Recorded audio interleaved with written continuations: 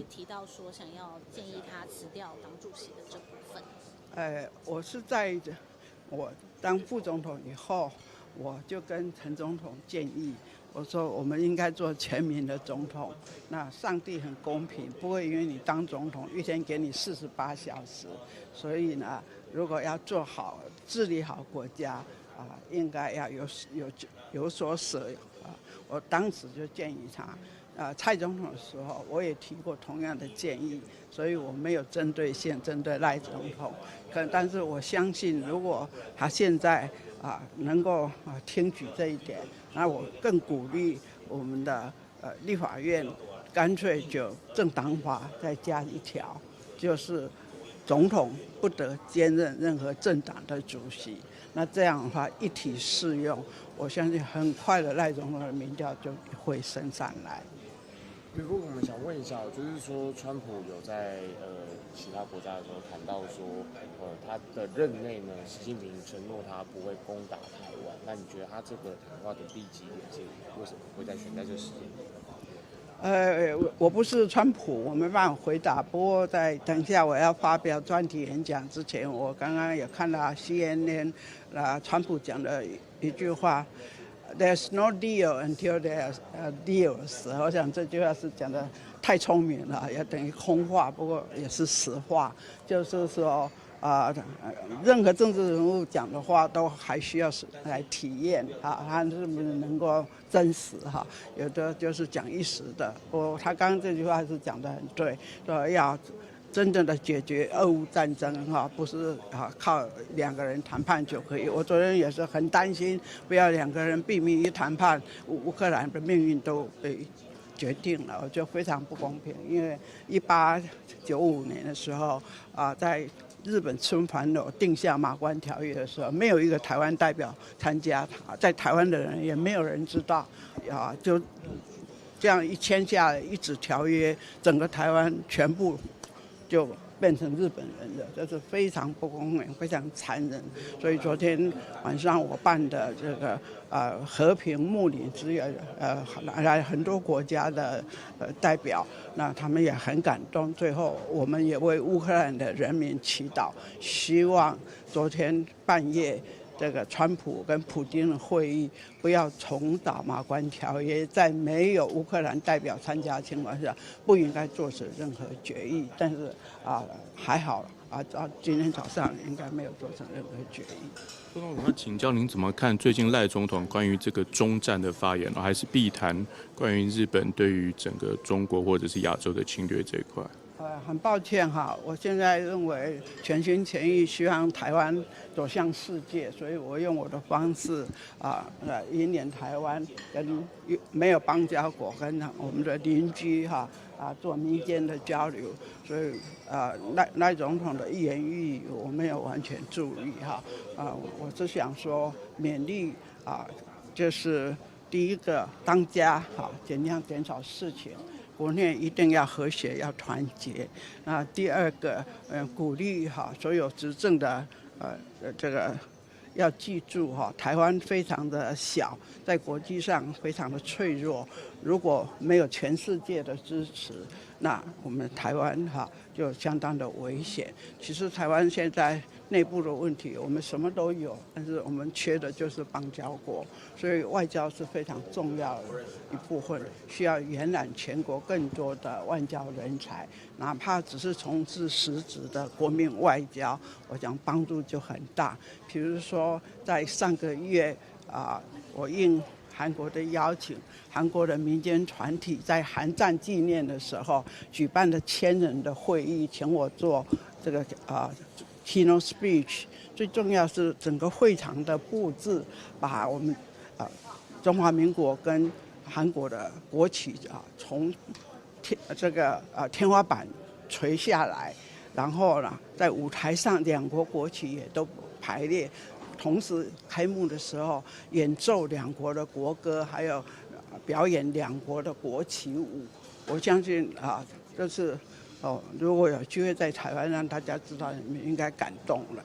外交不是靠外交部在做，我们每一个人都可以做外交官。所以就是最近发生的事情，我在韩国可以做到这样的目的你想想看，1992年跟我们断交的国家，我们应该要积极跟韩国人在一起。那我们这2天办的活动，韩国也来了30位的代表。我在努力的方向就是我们左邻右舍都要做好朋友。在今天的论坛，我们也有来自菲律宾总统府刚刚卸任的总统的军事顾问要发表他的 Keynote speech。那我们有日本、有韩国、有美国，还有欧洲的学者专家，我们就是要共同谈。如果欧洲27个国家可以形成欧洲联盟，为什么我们亚洲国家不可以？这就是我在努力的目标。那么可以说，第一岛链所有的国家，我们今天都有代表要共同发言。我希望今天傍晚闭幕的时候，你们可以再回来。我们应该有一个共同声言，我们所有爱好和平跟民主的亚洲国家，应该共同来促成亚洲联盟。欧洲联盟已经有27国了，我们 It's time for Asian。所以我也会在演讲的时候引用川普的话，他是说 Make America Great Again。那我会呼吁 Make Asia Great， 阿门，阿拉，阿弥陀佛。也就是我们亚洲国家，我们要觉醒，要反省，我们要团结。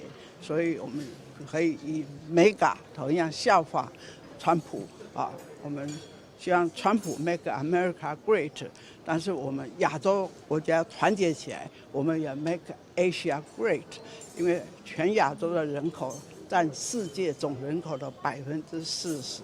光我们第一岛链4个国家，无论在民主发展、在科技发展方面，在地缘政治的重要性，如果能够集合统合变成亚洲联盟的话，我觉得是我们要改写历史的时候。好，谢谢。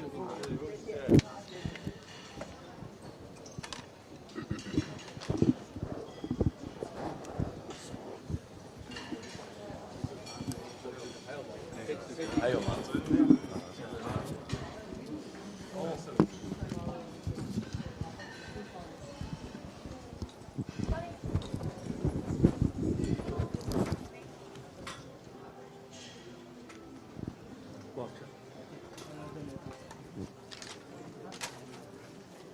谢谢，很重哦，游戏先放旁边好了。等一下。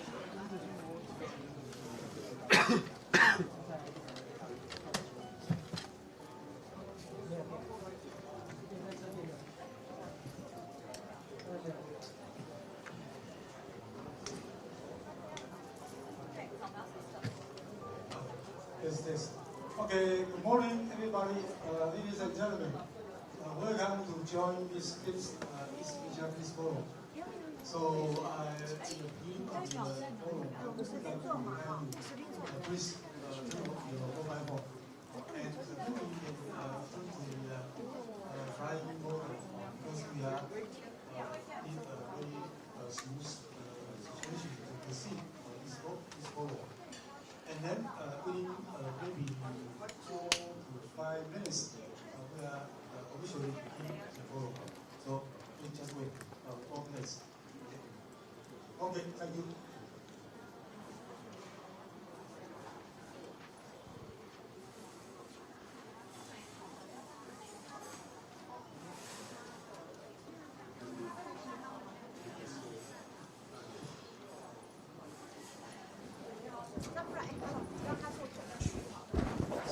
前面那边吧，就这边放那边。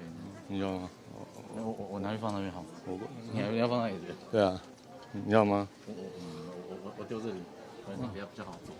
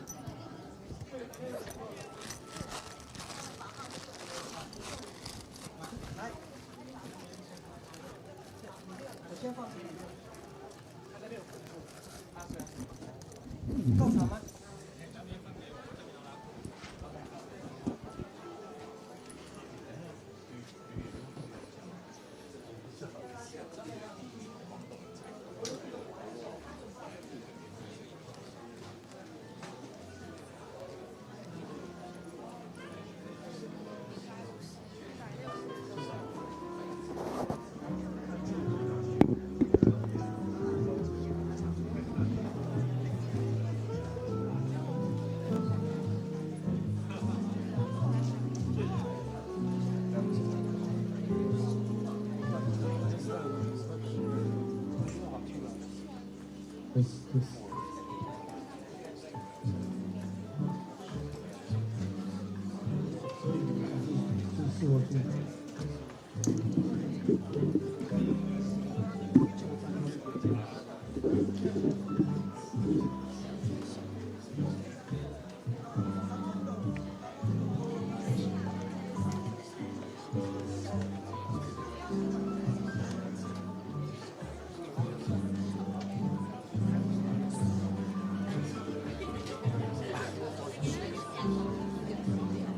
觉得会掉。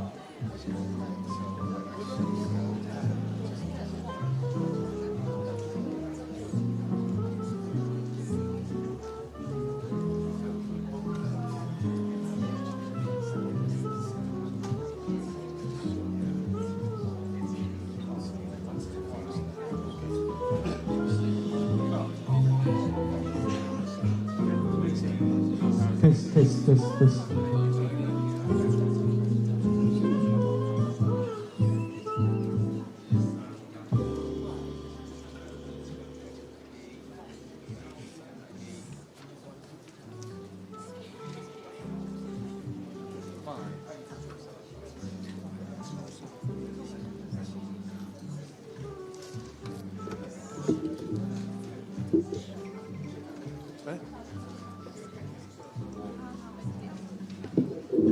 我觉得我的，我靠，会掉吗？会掉吗？我这样跪着应该不会。Okay. So good morning, ladies and gentlemen. Please be seated. We are going to begin today's forum. In the beginning of the forum, I would like to remind you the emergency situation. For your own safety, we have 3 exits on my right hand and left hand, and also in the middle of the house. So you must remember any kind of the emergency situation. And I'm very glad on behalf of the host organization. As you know, we have 3 host organizations. One is Democratic Pacific Union, and I am now the president of the Democratic Pacific Union. And I also, as a professor emeritus of the Danjiang University, I'm very glad to host today's meeting. And the other important host, Lu Hsiu-lien Foundation, and the other Taiwan Society for Peace and Justice. There are 3 very important host organizations who organize this meeting. And important is our advisor from the Ministry of Foreign Affairs, ROC Taiwan, and the other also very friendly and very generous to co-host our meeting. They are 7 to 8 organizations. So on behalf of the host organization, to express our sincerest welcome to join this 5th East Asia Peace Forum in Grand Hotel Taipei. In year 2018, we initiated the first East Asia Peace Forum under our Vice President Anita Lu in year 2018. And same year, November 2018, we hold this meeting in South Korea 2nd times. And the 3rd time in Taipei 2019. And the 4th time, 2024, in Tokyo. And this year, we hold this meeting in Taipei in remember of the World War II. And the main issue is reflection and perspectives. As you know, yesterday, on August 15, is the 80th anniversary of the end of the World War II. And also, it's very important timing for us because earlier morning, in this morning, there's a meeting between U.S. President Donald Trump and Russia President Vladimir Putin in Alaska.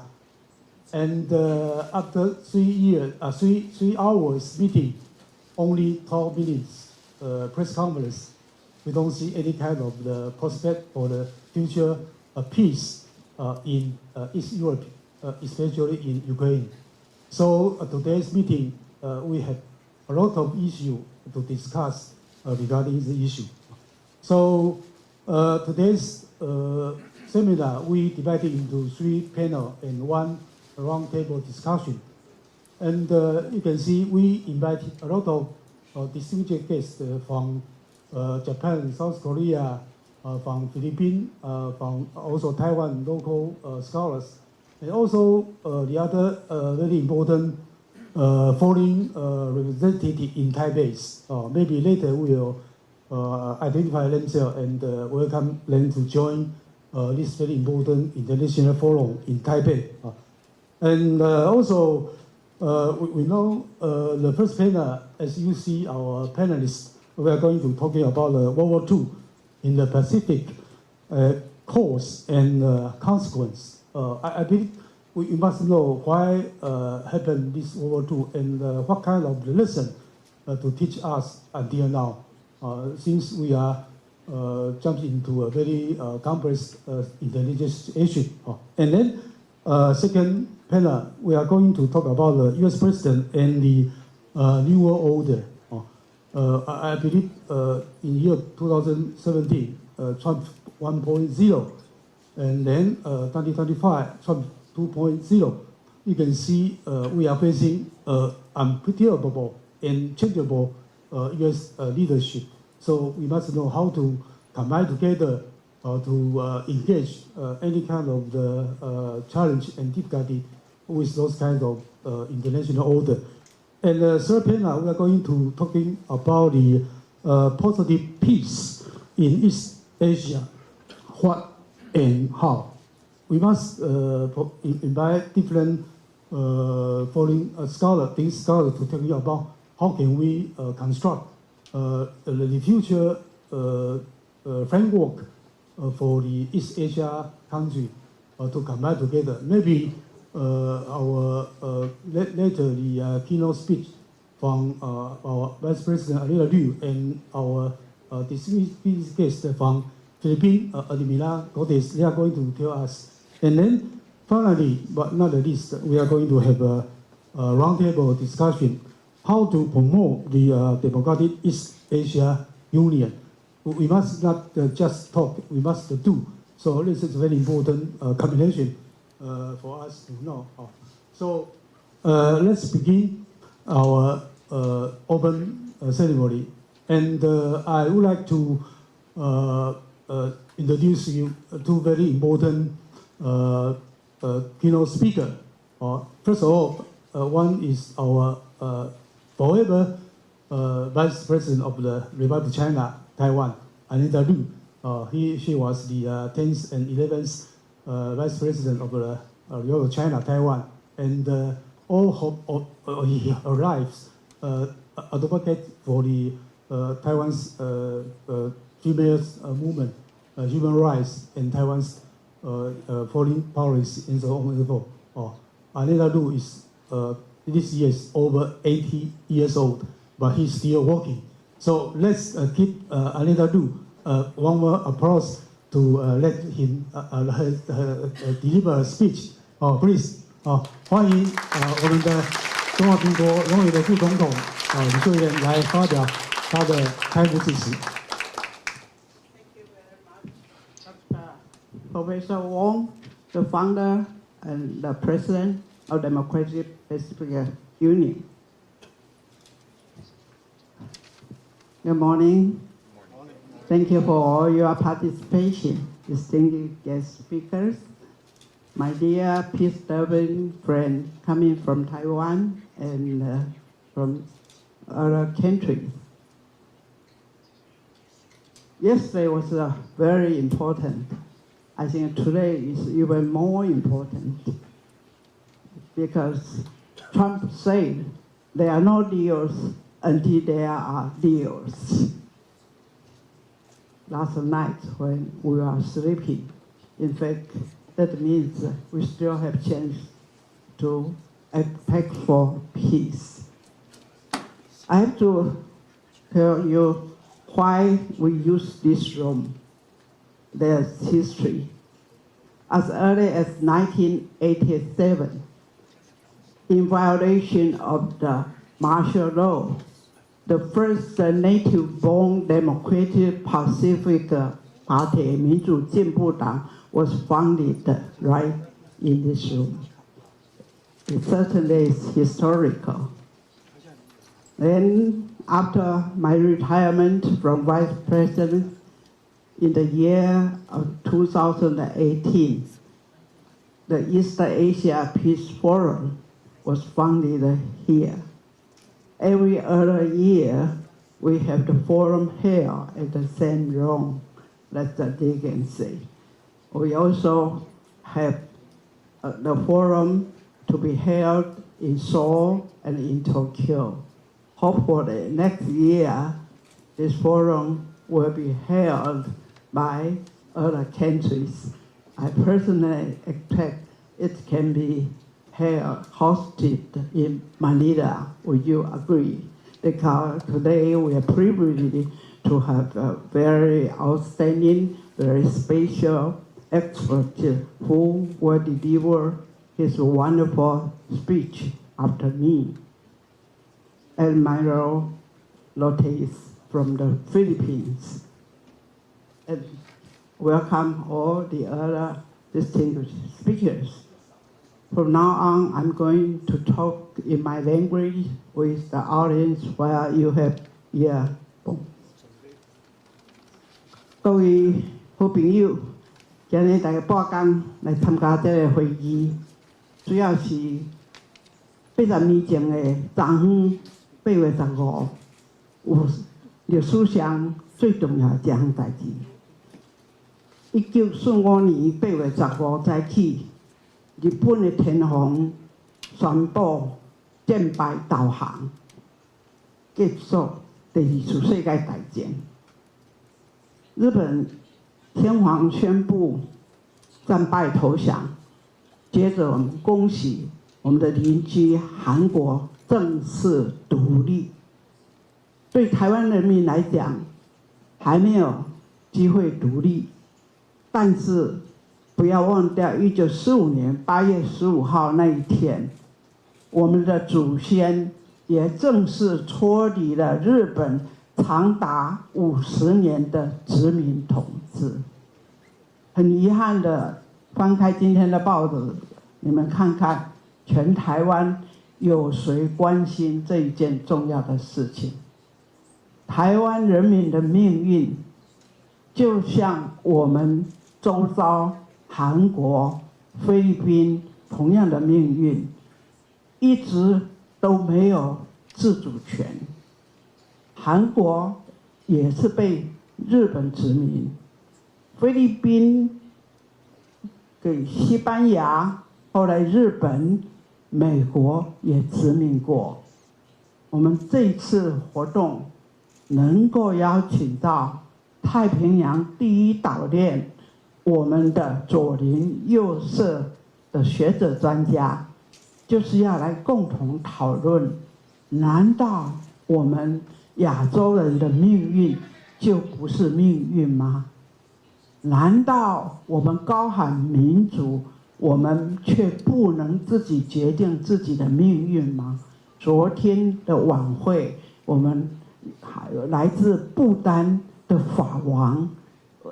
带领大家为世界祈祷，我心中特别为乌克兰的人民祈祷，因为我生怕在半夜里面，在阿拉斯加2个民主的独裁者，不要透过秘密会议又签下另外一张马关条约，出卖了乌克兰的人民。打了4年战争，乌克兰已经死掉1/4的人口。在决定他们命运的时候，居然他们的总统不能参加谈判。我们台湾人、韩国人过去有惨痛，我们菲律宾，我们都是好邻居。这样的历史错误绝对不容许再存在。我们今天这个论坛也许不是非常的受重视，但是我们还是感谢到一早很多的媒体也都来了，所以我相信今天我们所有的人的意见应该可能会改造历史。2次世界大战在座的各位大概都没有办法回忆因为你们大概都是战后出生的，我刚好是诺曼底登陆战的那一天出生在台湾。那小时候听到我的兄弟姐妹、我的家人谈到如何躲避空袭，所以逐渐的我对战争非常的痛恨。那我自己告诉自己，如果我有能力，我要尽我的力量，在我的有生之年不要经历战争。因此，当我退休以后，我就全力投注在如何能够让和平的理念可以扩展。2次世界大战对各位是陌生的，是一个历史的名词。那为了今天的谈话，我当然做了一点功课，非常的复杂，我让它简单化，让大家一起来回忆。应该说，就是日本明治维新以后，他们知道西方的势力很强，所以他们发展海权，然后在1910年占领韩国，在更早1895年占领台湾，以韩国跟台湾做2个重要的基地，他们准备要向亚洲发展。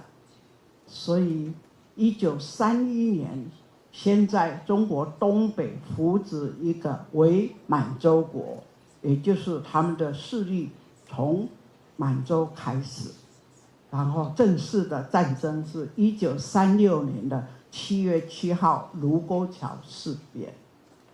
在历史上觉得最残忍最重要的就是南京大屠杀，因为南京大屠杀也让中华民国政府不得不迁都到重庆。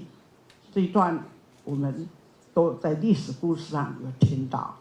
这是第一阶段的2次大战，日本先从东北。我们现在先来花一点时间了解欧洲。欧洲在1919年之前几年发生第1次世界大战，只有在欧洲地区，但是战争的结果让很多的帝国消灭，而产生新兴的许多小国。可是在1933年，德国诞生了一位新的总理，叫做希特勒。我相信他的 DNA 跟我们不太一样，但建立德国法西斯，他很不甘心原来的德国帝国被摧毁，所以他整军经武，觉得他一定要把欧洲很多的国家再并吞回来。可是在此之前，苏联有一个斯大林，他的野心就是他的共产主义要赤化全世界。因此在1939年年初，他们两巨头就秘密见了面，签署了一个德苏互不侵犯条约。这是我昨天晚上很担心，在阿拉斯加也会签订美国跟俄国的互不侵犯条约。这个互不侵犯条约的内容后来慢慢的揭发，原来他们是讲好欧洲这么大让你苏联哪些是你的势力范围，我不去碰你，然后另外一些就变成我的德国的势力范围。表面上说好像这样维持和平，接着下去，1939年的9月1号之前，俄已经从他的旁边国家开始侵略波兰，所以1939年的9月1号，当苏联军队正式攻下波兰那一天，就是欧战开始的日子。亚洲的战争是以卢沟桥事变为准。那当然，苏联也在这个密约的保护之下，默默的在他旁边的国家捷克各方面不断的侵略。那因为已经跟希特勒讲好，所以希特勒就往西欧去发展。所以事实上，欧战其实还是两强之间在密约之下，那各自发展，结果遭殃的是其他的国家。在1940年，这个丘吉尔没有就任英国首相以前，英国自也认为我不是欧陆的一部分，我隔着海峡，所以他们的前总理说不要参战，我们不要惹是生非。但是当丘吉尔就任首相的时候，他知道事态严重了，因为你不能看着一个独裁者、侵略者侵犯别的国家，你袖手旁观，你就可以得到安全跟和平。所以经过强烈的辩论，包括苏贞昌院长曾经讲说，为什么喊说英国人说要跟希特勒战到拿扫把也可以。其实这句话是一个小女生讲的。希特勒丘吉尔突然在地下铁出现，然后随机问这个群众，你们赞成战争还是冷眼看德国势力？那大家都主张战争。一个小妹妹，她手里拿着一个扫把玩具，她也跟着讲说，我要用这一支来打倒希特勒。所以是有故事因缘的。所以为什么战到最后用这个扫把？那么从英国，尤其丘吉尔能说善道，而且善于运筹帷幄，自然给盟军一种压力。这个之前，意大利的墨索里尼也是一个独裁者，他发展的路向就是往非洲去。他首先征服了伊索比亚，还有周边的几个国家，变成他的殖民地，甚至进攻到埃及。但是盟军开始集结起来，反对这样的侵略主义的国家，就终于呢把墨索里尼比较上他的势力单薄，就把他势力消灭。所以底下的发展其实就是苏联跟这个德国。那在欧洲的战争在关键点就是美国的介入。美国在1935年，他是宣布保持中立，不过偏向自由的这个同盟国，所以他说我可以让你们来买我美国的战争资源、武器、石油等等。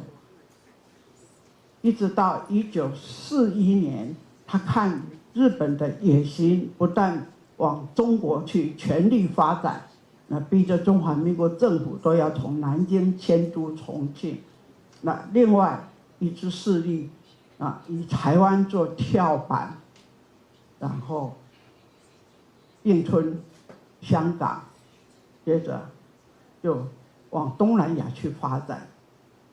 美国就开始宣布对日本禁运，让日本在美国的资产解冻，日本开始面临。所以1941年12月8号，突如其来，美国毫无防备之下，日本军阀发起空军突袭珍珠港。大家都知道珍珠港事件。那美国说我不惹你，你既然惹我，所以一念之间决定说非要把日本消灭不可。所以他就宣布加入同盟国，而且主导权就在美国总统罗斯福的手中。那在同盟国主要国家美国罗斯福、英国丘吉尔，法国因为巴黎也被攻下沦陷，所以法国总统戴高乐还有他非洲的属地也被意大利占领，也就结合在一起。那么所谓同盟国，那因为大家知道得罪不了斯大林，所以也把斯大林、苏联邀请加入同盟国。那相对之下，轴心国又变成希特勒、墨索里尼，再加上日本。我们看到的是同盟国跟这个轴心国的战争。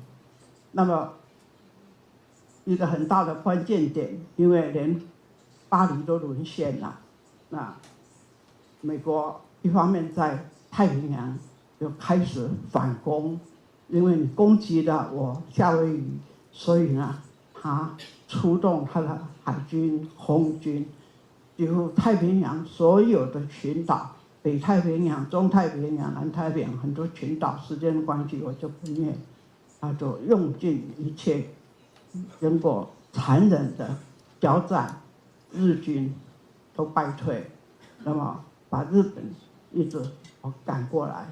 那另外日本呢，也透过这样发展到东南半岛，也算很厉害的角色，甚至于中南半岛当时叫做印度支那，还发展到印尼，一度还攻下澳洲的这个达尔文港，所以可以想象日本当时的势力实在是非常惊人。那美国参战以后，情势开始不一样。美国从夏威夷一路过来，另外跟英国结盟英军，还有欧洲当时在东南亚、在中南半岛，其实也都是殖民的，所以当地也有军队回过头来联手，日本开始节节败退。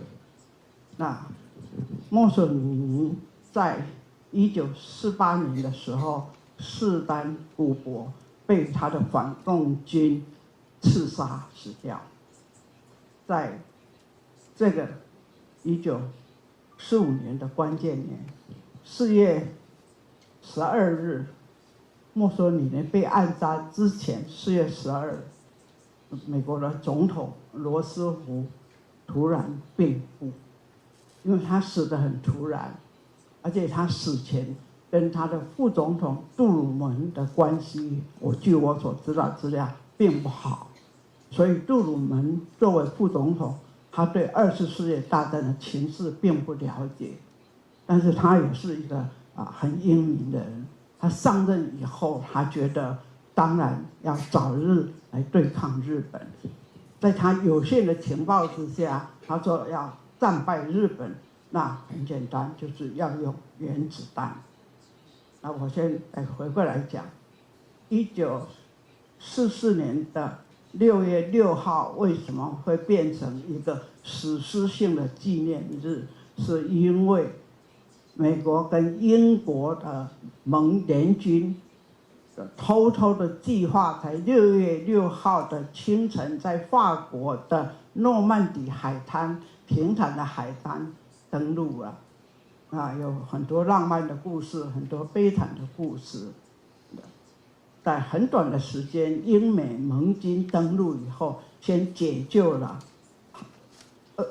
法国。当时法国、荷兰所有西欧国家全部被德军占领，但是因为英美登陆以后，陆陆续续先把巴黎解放，所以法国当然要立即配合，接着又把德军一直赶出去，所以这个诺曼底登陆就是欧战结束的一个很关键点。那这中间墨索里尼的力量就更少。在诺曼底登陆战的第2年，不但光顾的这个法国，而且集中力量横扫德军，所以越逼到柏林去了。4月12号，我刚刚讲，突然美国的总统罗斯福这个最大的指挥官就突然这个蒙上帝恩宠离开了。那新上任的副总统还没有办法掌握全局，但是4月28号，墨索里尼被暗杀。那4月30号，盟军攻陷德国柏林，而且炸毁他的国会大厦。希特勒知道大势已去，所以一世枭雄的他，2天之后，跟他的情妇举枪自杀。这么一场战争，牺牲了7100万人，其中真正上战场的，这个军大概是只有2400万，那其他的7000多万都是无辜的平民。在7100万人里面，因为苏联的人口很多，苏联虽然加入同盟国，以我的观察，他其实利用同盟国来做大他的势力。所以2战结束以后，最大的赢家就是苏联。他用德苏互不侵犯条约来做一个屏障，其实暗中就在扩展他的势力，以至于2战结束不久，很快的，所谓苏维埃联邦共和国就成立了，就半个欧洲都变成苏联的，他是最大的赢家。可是他还挂着是同盟国。那不管如何，在雅尔达密约，就是很像昨天半夜进行的，在阿拉斯加，我希望不是另外一个雅尔达，只有美国、英国跟苏联3个巨头秘密开会，就是说一定要消灭希特勒，那再来先结束欧洲战争，再来对付日本。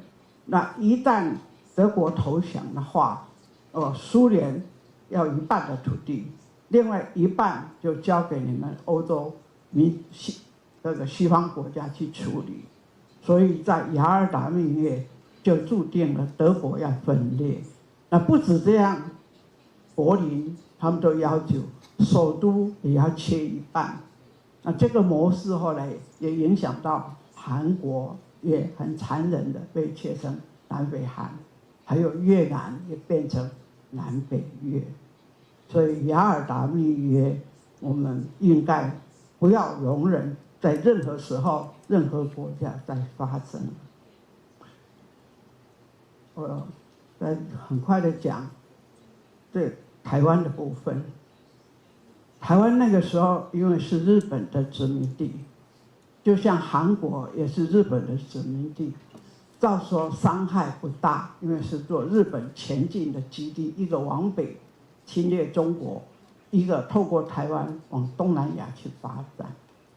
但是这样的一个宝地，当然美国参战以后，他也会注意到，所以美国的军方国防部当然积极研究如何结束这场战争，有2个计划。海军认为，先从太平洋其他的这个群岛能够一路把日本打败，渐渐逼近日本的时候，他说先占领台湾，把日本人全部消灭，这样就断绝他往东南亚的补给线。同时，如果盟军大量在台湾的话，还可以协助中国大陆打日军，那也可以就近去消灭日本。这个计划叫 X 岛计划，是委托哥伦比亚大学专门研究出来的，包括训练1000位要讲这个如何统治台湾的时候要讲客家话，要讲原住民的话，是很严肃的一个计划。不过这个计划不是 free lunch， 他们准备美金牺牲12万人。台湾至少会100万人会死亡，才能够把日本赶掉。这是尼米兹海军上将提出的计划。尼米兹后来有个尼米兹航空母舰，但是另外呢，在这个马尼拉驻守马尼拉指挥太平洋西区的司令是麦德阿扎陆军上将。他因为看到日本占领菲律宾的时候俘虏了2、3千个美国人，所以他告诉罗斯福，因为他那时候要竞选连任，他说你要先攻下马尼拉，先占领，然后把美国人通通救出来，这样你的连任就赢定了。那因为菲律宾跟台湾比较接近，如果轰下吕宋岛，就可以跳过台湾去打 Okinawa。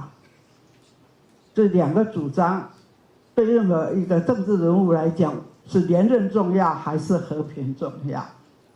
结果当然，这个罗斯福总统就决定轰炸菲律宾。等一下我们另外一个精彩的演讲会讲菲律宾的事情，但是我们就是要心存感念，在2次世界大战就是这样的一点差距，让我们台湾相对于其他国家是牺牲最少的。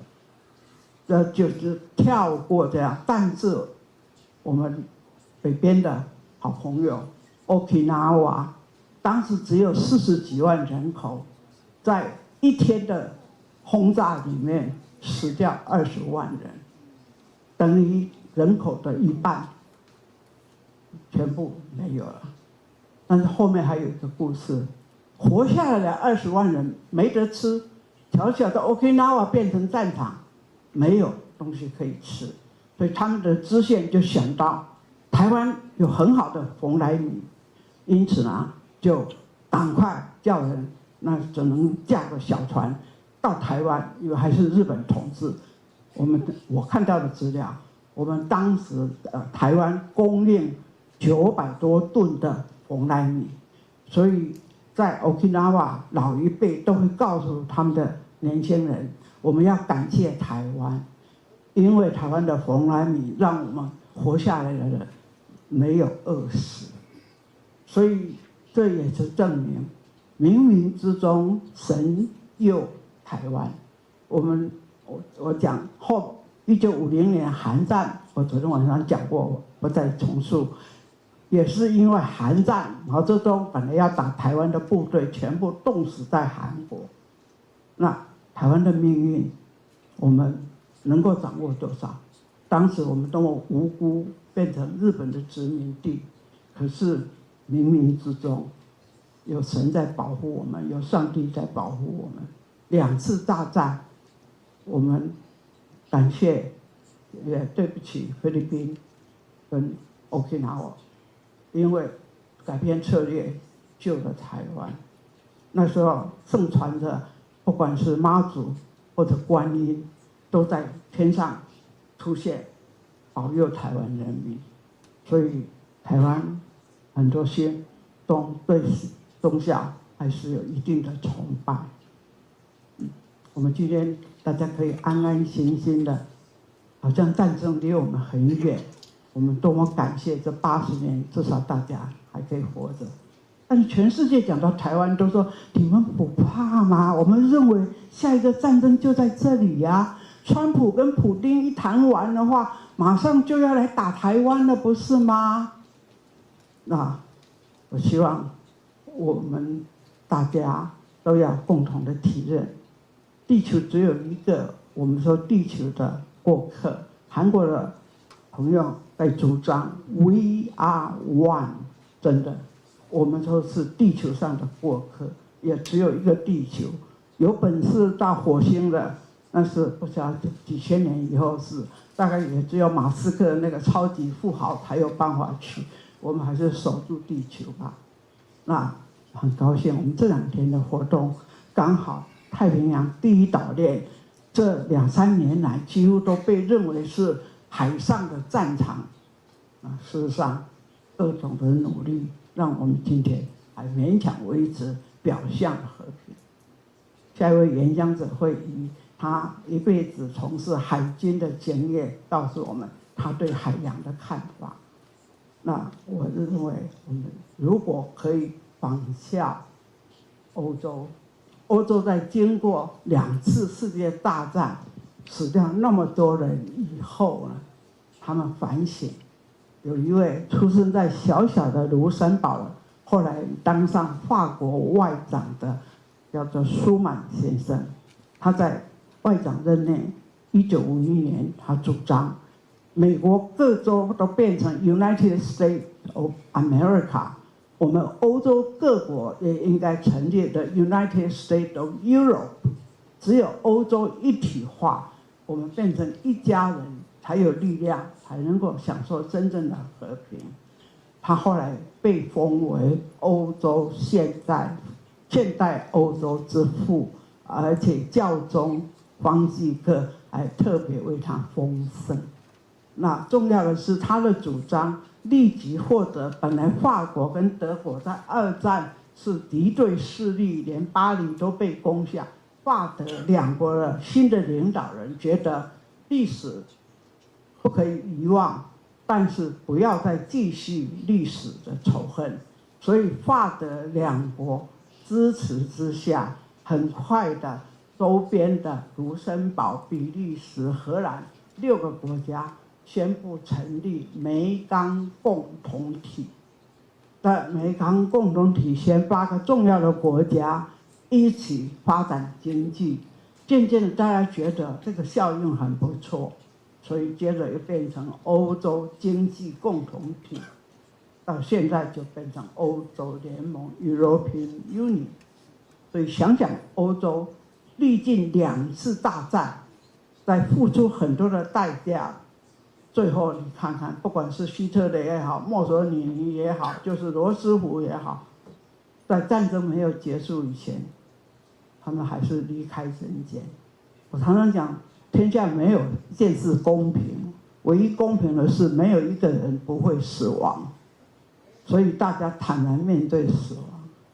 但是你没有权利，就像我们也很难决定什么时候、什么方式会死掉，我们更没有权利决定别人什么时候该死掉。即使你权力再大，财富再粗，你有什么权利来决定什么时候什么人要为你而死？如果我们基于这一点，每一个人来到人间是上帝的意思，离开也是这样的想法。当我们在地球的时候 ，We are one, we are the family。地球已经面临很大的危机，整个地球的灾难也不只是 CO2 的问题。我所研究的是地心，再加上太阳磁暴，整个环河体系的交互感染之下，现在地球是病得非常的严重。我们能不能挽救都是个问题的时候，怎么可以容许战争来加速毁灭？而且历史告诉我们，战争只有惩教几个狂人，但是牺牲的太多了。7100亿人，他们是怎么死的？战争死的是2400万人，还有多少人是被种族灭绝？多少人是在集中营、在难民营、在毒气室死掉的？多少的女性是在死亡之前遭受性的侵害？慰安妇不应该只是日本才有的啦，只是这个名词。我也奉劝我们韩国的朋友，因为我们台湾也有慰安妇，我当年是第一个带台湾的慰安妇到日本的国会去举办公听会的人。但是历史已经是过去了，我们要了解历史，在历史当中要找出应该检讨，我们不要再制造历史仇恨，而是在历史错误当中避免，然后我们来想新的方法。我刚刚举的舒曼是一个例子，美国总统一直都在喊 Make America Great Again， 那就表示现在的美国不够 great。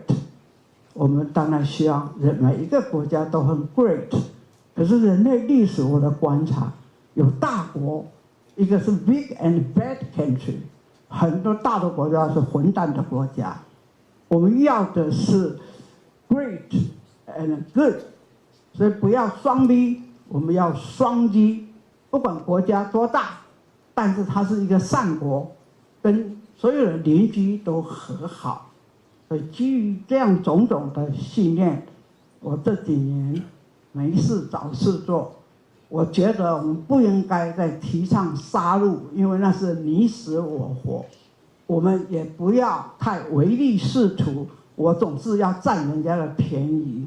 我们为什么不以都是地球的过客，眼睛一闭什么也带不走？我们大家要共同分享，互利共赢。所以我认为大家可以体会，我现在在提倡 win-win-win。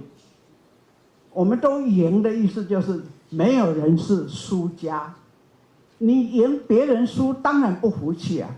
如果你退一步分享容忍，每一个人都是赢家的话，我们先有和谐，自然就有和平。如果现在很多的独裁者虽然是人民选出来，权力到手，忽然是美国人民选他做美国总统，突然变成世界的皇帝的话，他知道哪一个国家有什么宝，他就要想办法要拿的话，怎么会有世界和平？那么他有权利讲 Make America Great Again。我很大胆的，我是希望大家可不可以响应？我们也是谢谢川普，我想要喊出是 Make Asia Great， 阿门，阿拉，阿弥陀佛。现在世界人口有82亿，亚洲就占了40%。无论从人文发展、从科技、从历史、从经济角度，有哪一点亚洲人输别人？所以，如果我们亚洲能够用 soft power 加上 smart power， 那我们以win-win-win大家互相体谅、包容、分享，然后结合起来。当然呀，亚洲国家很多，但是我很荣幸，我们这2天第一岛链所有的国家都有代表来。如果有这样的共同理念，我们能够进一步发展。欧洲可以达到27个国家，因为这样80年来都是和谐。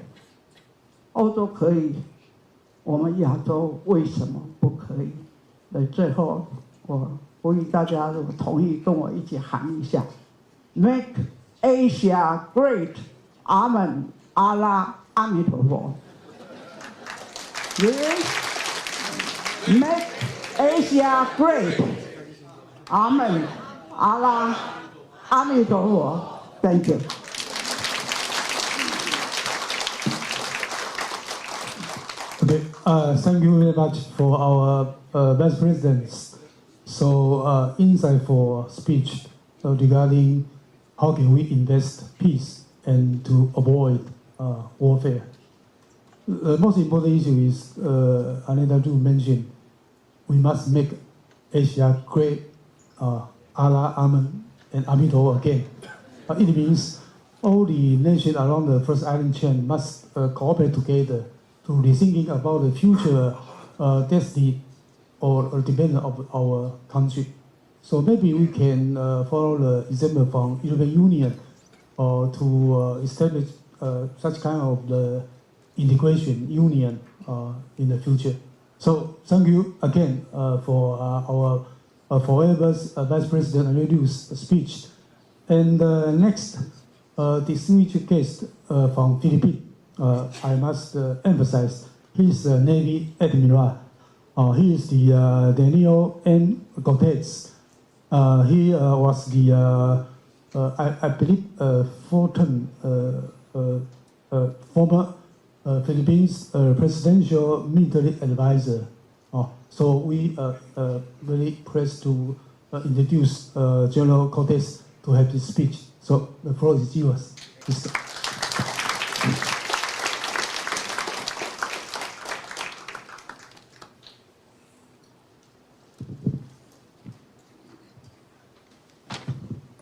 Thank you so much. While I was listening to the speech of our former Vice President, I was mesmerized. Her memory, starting from the First World War up to the present, is astonishing. Thank you so much, ma'am, for that historical perspective that you delivered us. Good morning.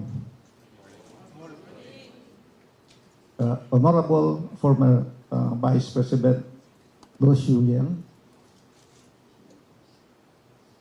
distinguished guests, fellow speakers, and peace-loving friends from Japan, Korea, the Philippines, and beyond. Ladies and gentlemen, it is a profound honor to stand before you as a retired Admiral of the Philippine Navy, delivering the keynote address of this 5th East Asia Peace Forum. As we commemorate the 80th anniversary of the end of World War II, I bring reflections shaped by a lifetime of service on the seas, waters that have both divided and united us. My message today is one of hope, that through reflection on our military past, a shared vision for our oceans, and a commitment to economic collaboration, East Asia can rise as a unified region of peace and prosperity. 80 years ago, and I presume that most of us in this forum did not experience the cruelty of war. World War II drew to a close, leaving scars across East Asia that still echo in our collective memory. For the Philippines, the war was crucible, a test of survival and endurance. The Japanese occupation from 1942 to 1945 brought unimaginable hardship. Bataan fell, Corregidor surrendered, and over 1 million Filipinos endured sufferings. Yet, from the deaths of Leyte Gulf in 1944, where one of history's greatest naval battles occurred, emerged a flicker of hope. Filipino guerrillas, alongside Allied forces, fought to reclaim our freedom. As a naval officer, I often reflect on how those waters, our shared Pacific, were both a battleground and a lifeline. Japan, they too faced its reckoning. The Meiji era's military modernization led to imperial expansion, culminating on the attack on Pearl Harbor and the occupation of vast territories. The atomic bombs of 1945 forced a surrender that transformed Japan into a nation of peace. Korea, annexed by Japan in 1910, endured colonial rule until liberation, only to face the Korean War's division in 1950. Taiwan, a stronghold since 1949, has navigated its own military tensions. These histories, while happening in our respective shores, affect us as a whole. They're not just ours to mourn, but to learn from. Lest we forget. Again, let me refresh our memory. The social consequences of war are vast. War results in significant loss of life for both soldiers and civilians. It leads to displacement, forced migration and refugee crisis that cause social and economic disruption. War causes long-term psychological trauma, affecting individuals, families, and communities. History has shown it to lead to social unrest, instability, and even regime changes. The economic consequences of war are far-reaching. War damages or destroys critical infrastructure, including roads, bridges, and buildings. Conflict disrupts trade, investment, and economic activity, often leading to instability. The nation's natural resources are affected, either through direct destruction or exploitation. Since post-conflict, rebuilding efforts can deplete national budgets. Wars are often followed by periods of financial difficulties for governments, industries, and citizens alike. Politically, war can lead to regime change, either through external intervention or internal upheaval. It strains or severe diplomatic relations between countries, affecting global politics and cooperations. War can compromise national security, creating power vacuums and opportunities for extremist groups. It can challenge global governance, structures including international law and established institutions. Religion is not exempt to the effects of war. Conflict can exacerbate sectarian tensions and create opportunities for religious extremist groups to exploit and promote their agendas. It has often resulted in the destruction of cultural heritage, including religious buildings and artifacts. Conflict often disrupts interfaith dialogues and leads to increased religious tensions.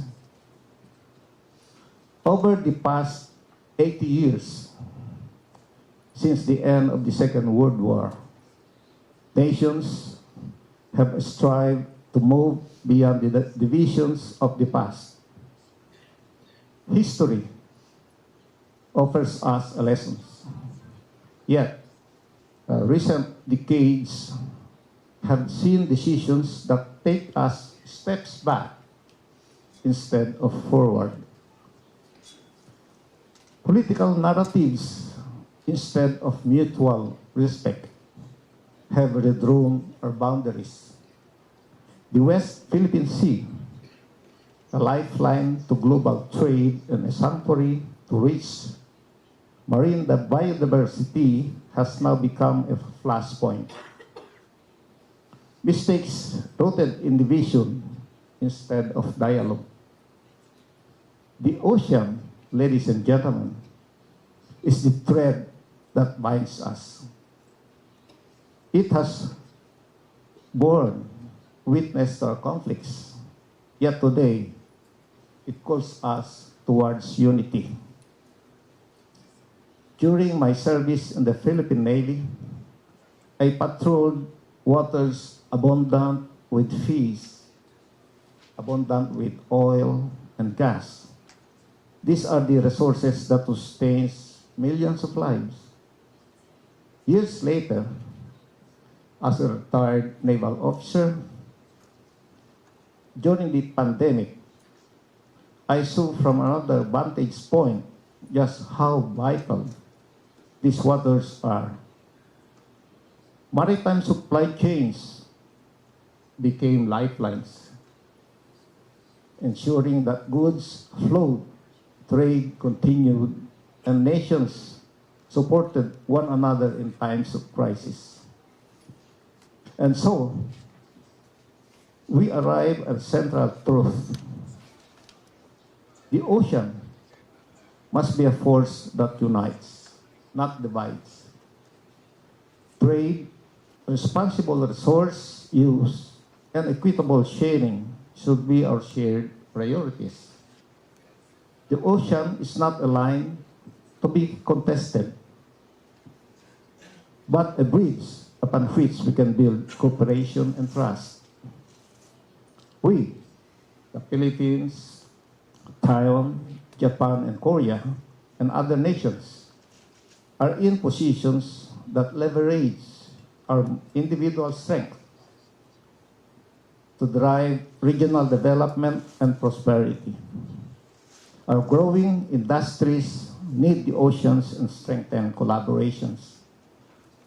The Philippines is made up of 7,641 islands, blessed with rich natural resources. For us, the sea is our lifeline,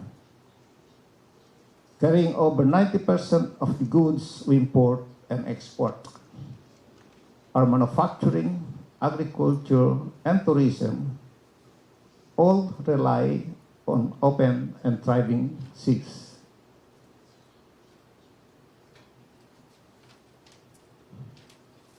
Japan, a global economic powerhouse, depends on secure sea lanes to sustain its advanced technology, manufacturing, and shipbuilding industries. South Korea's thriving automotive and high-end sectors are powered by regional cooperation and stable maritime routes. Meanwhile, Taiwan's strategic location makes it a vital hub in global supply chain, driven by its world-leading semiconductor industry, electronics manufacturing, and IT sector. Together, our nation's prosperity is bound onto the same waters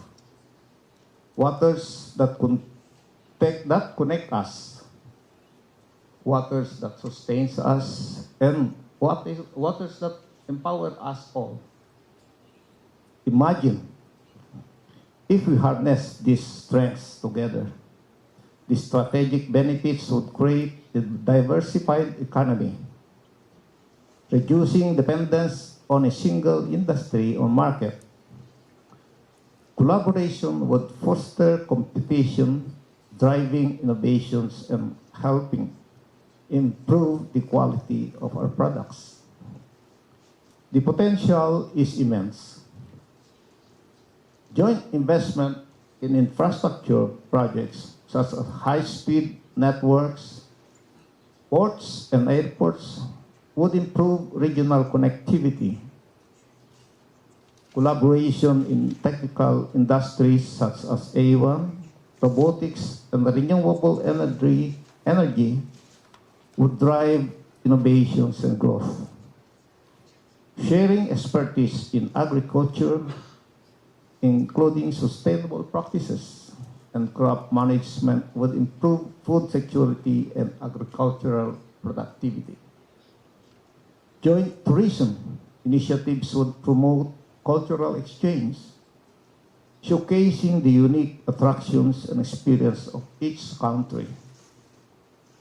By working together, we could create a prosperous and stable region, driving economic growth and improving the lives of our citizens. There are, of course, challenges that come with these opportunities. Addressing economic disparities between countries will require not only cooperation, but also deliberate resource sharing to ensure that no nation is left behind. Regional security concerns will demand open dialogue, effective communications, and sustained cooperation.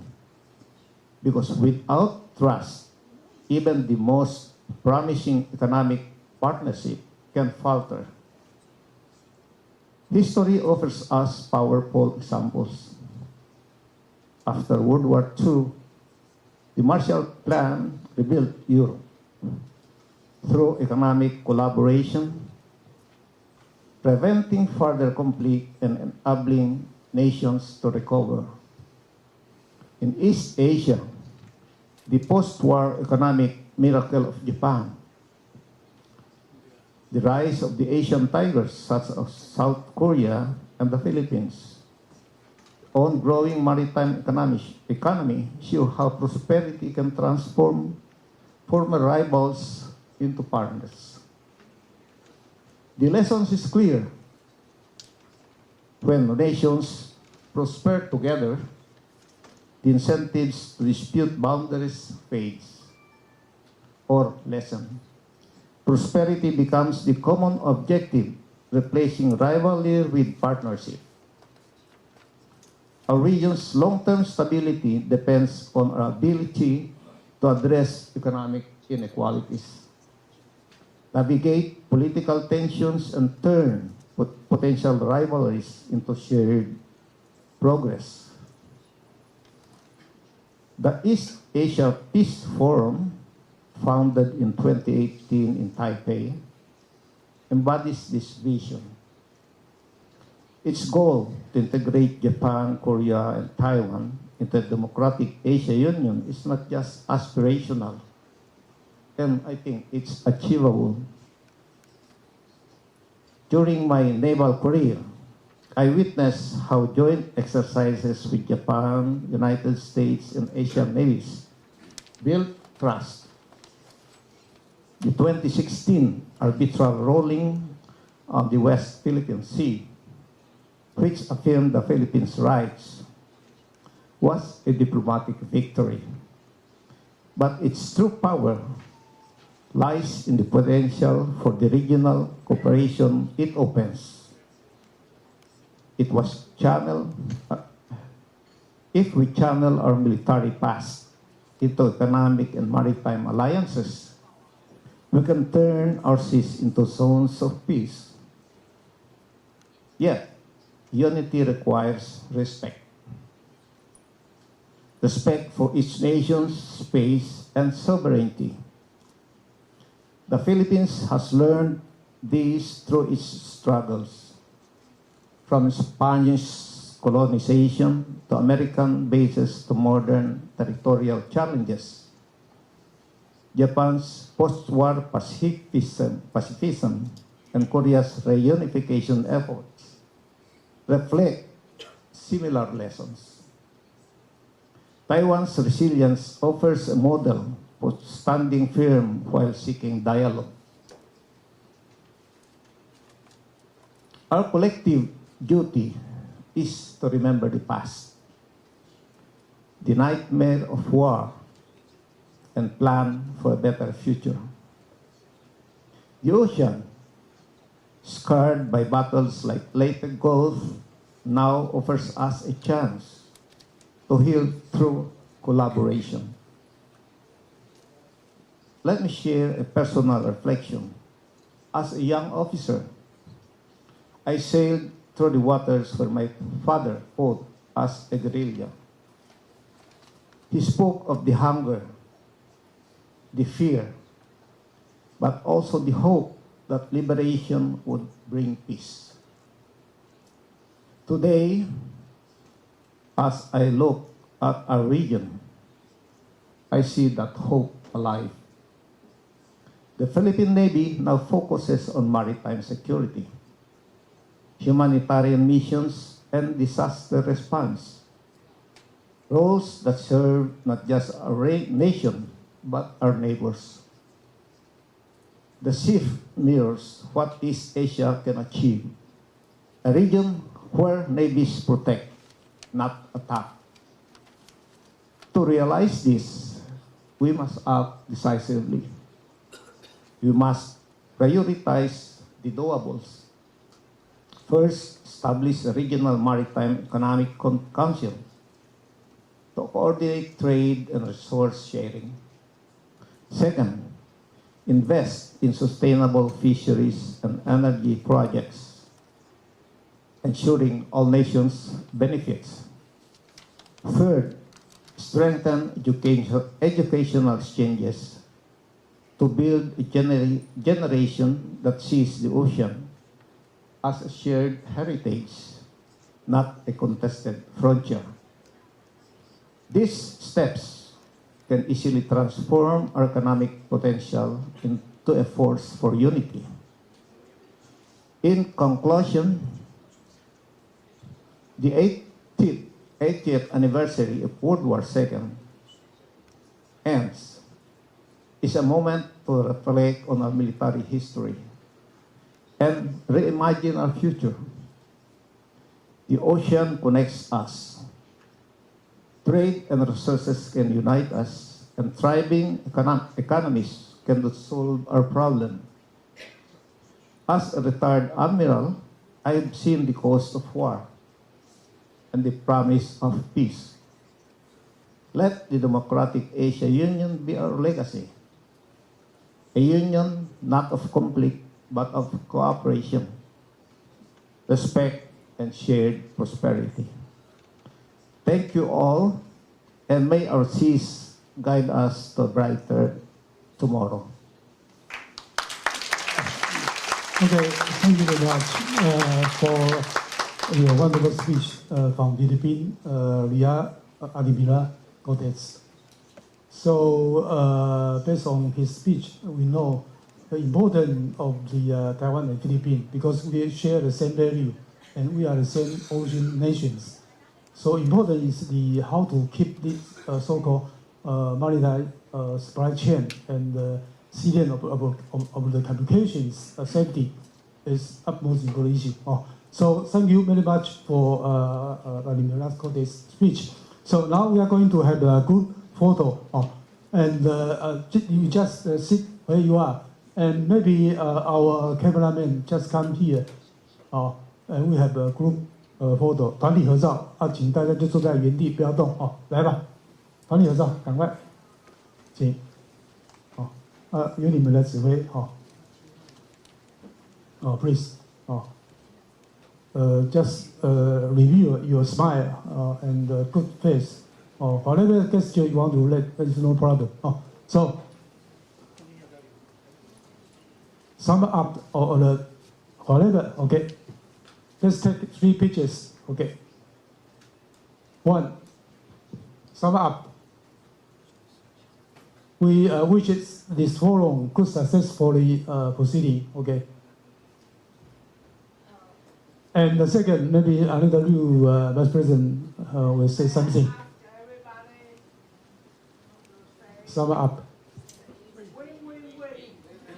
Win.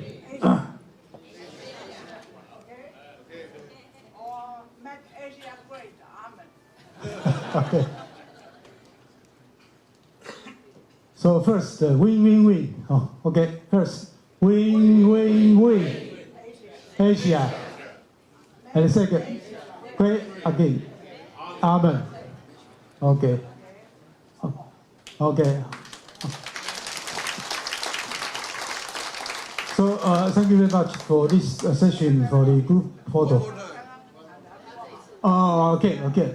Not enough. Please energetic. Please show up your passion and let us Asia. Okay. Win. Asia. Okay. Asia. Win. Asia. Great. Amen. Okay. Make Asia great. Amen. Allah.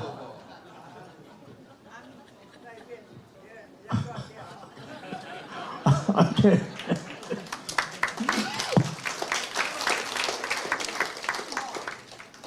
Make Asia great. Amen. Allah. Okay. Make Asia great. Amen. Allah.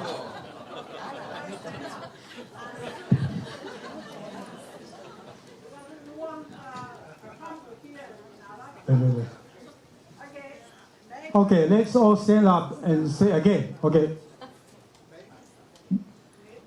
Okay. Okay. 3, 2, 1. Make Asia great. 阿的阿拉阿弥陀佛。Okay. Thank you very much. Okay. Please be seated because the time is limited. I'm not going to break the time schedule. So we are going to jump into the first panel. And I would like to invite our most important moderator, Professor Deng. He is the professor of the Zhengzhi University, and he is the expert of the Latin American Studies. So let's welcome Professor Deng and all the panelists. Maybe panelists from this panel one, the World War II in the Pacific Cause and Consequence. So the panelists, please come to the floor. Please, Professor Zhang, Professor Nakato, and Professor Gao Pei-san, and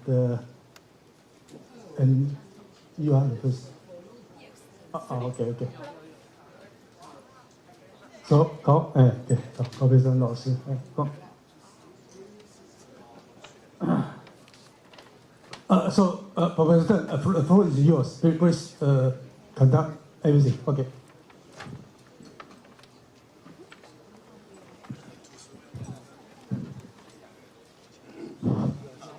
Vice President Lu Hsiu-lien, honorary guests, ladies and gentlemen.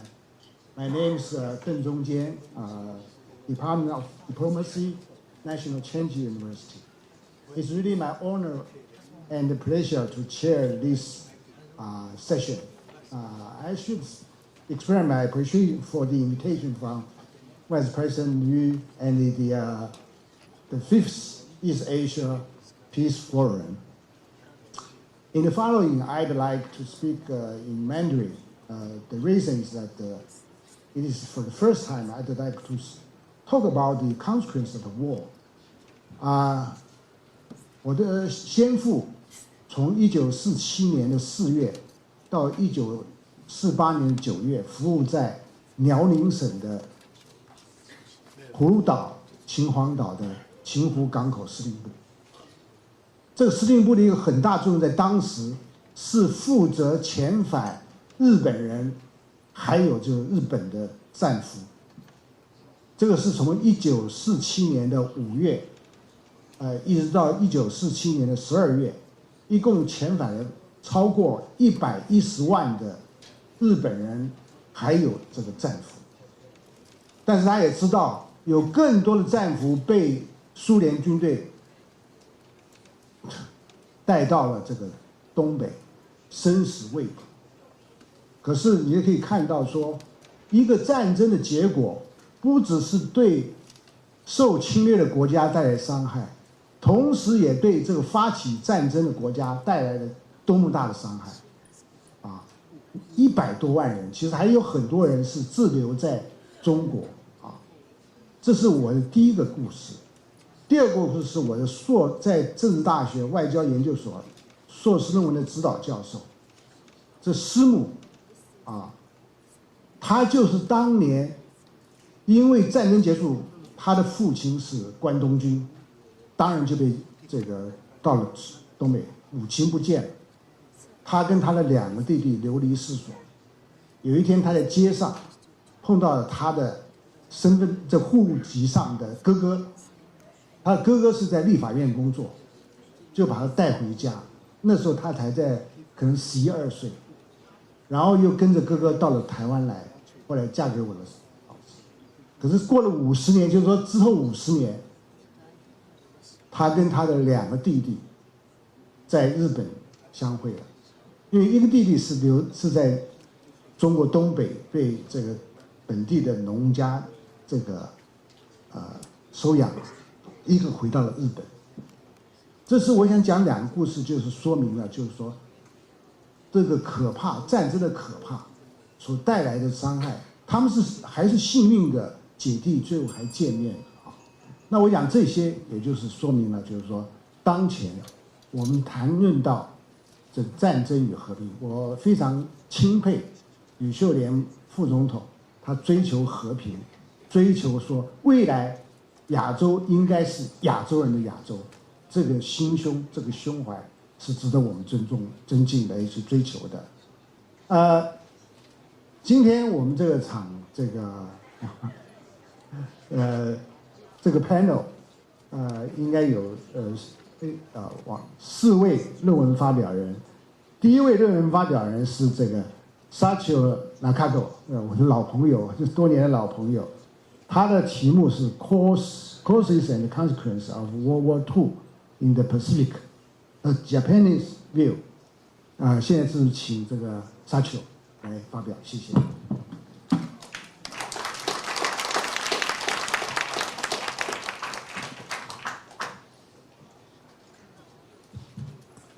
Okay, thank you very much. My name is Sachio Nakato, professor at College of International Relations, Ritsumeikan University, located in Kyoto, Japan. I'd like to express the highest gratitude to Vice President Annette Lu for your wonderful leadership to organize this wonderful forum. And also I'd like to thank Director Sharon Su and Dr. Hong or others to help and organize this wonderful session as well. I'd like to, Professor Tan, I actually met him 3-4 times in many occasions, and he actually made me a big fan of. He gave me a wonderful collection of stamps of Teresa Teng, and after that, I am very much fan of Teresa Teng. I studied a lot about Teresa Teng after he gave me stamps. Anyway, I'm very glad to be here with Professor Teng. I'd like to discuss about causes and consequences of World War II from a Japanese perspective, or Japanese view, I think. So this topic is very, very huge, and I'm pretty sure that any Japanese scholars sitting here to discuss about this is not very comfortable, including myself. And I am not a historian. I'm an international relations scholar, and there are many discussions in Japan, Japanese academia practitioners, why Japan engaged in this kind of sometimes wrong war. And there are many explanations. There are many nuanced explanations from the left to the right. And I don't think I can explain everything, but instead, since I'm an international relations scholar, I'd like to give some international relation theoretical explanation why Japan engaged in war with first China, and also later with the United States. And before that, Japan colonized the Korean Peninsula as well as Taiwan, as Vice President Annette Lu beautifully explained the process how Japan engaged all this colonization and studying war. Yesterday, August 15, South Korean President Lee Jae-myung, in the National Liberation Day, he mentioned that Japan has to face history. Although he spent many time to explain or emphasize on the importance of future-related relations between Japan and South Korea, but this issue is very important for at least Korean people and as well as Japanese. Probably different meaning. And Foreign Minister Wang Yi in China, he also mentioned that Japan has to face history. And Prime Minister Ishiba, he expressed remorse on World War II surrender anniversary of 88 years. He used the term remorse. I'm not really sure how this translation is correct in English, but in Japanese, hansei. At the same time, he also mentioned that we will never repeat the tragedy of the war. So which means that many Japanese people, including Prime Minister, they think that there were some mistakes in the process of World War II. This is a common understanding. But the question is, why there are many oppositions not to engage in war with China and the United States, but Japan actually did. Why? This is the question. And I'd like to give you 3 theoretical explanations on this process and causes. The first one is called realist perspective international relations theory. Realist focusing on the idea of national interest and assume that states behave based on their rational calculations. So from realist perspective, you could argue that Japan facing resource scarcity and limited colonies compared to Western powers consider military expansion as a rational strategy to secure its position. So when you talk about national interest, usually if you follow the international relations textbook, in many cases, 3 components. The first, you could say ideology, idea, or identity. Second, economic prosperity or development. Or third, survival. Among 3 factors of national interest, which were the most important things? We say survival is the most important national interest. Sometimes we call it the core interest. Therefore, Manchurian incident occurred in 1931, and second Sino-Japan War occurred in 1937, can be interpreted as Japan's attempt to become the dominant power in East Asia. And second explanation, this is pretty much influenced by the idea of Marxism, imperialism. I think Professor Carl is going to explain this from a much more comprehensive perspectives. According to Lenin, a conflict among imperialist powers are inevitable as they compete for global dominance. So not only Japan as imperialist power, other Western power, they are also considered imperialist. So the conflict between or among imperialist power, they are inevitable according to Lenin or Marxist perspective. Therefore, Japan's war against the United States and Britain, which started in 1941 to 1945, can be understood as inter-imperialist war, waged to secure strategic and economic interests in Asia-Pacific region. So it can be considered as imperialist perspective. The last one, a similar understanding, but different, called constructivism. The idea of constructivism emphasizes on the importance of idea, norms, identity, and such.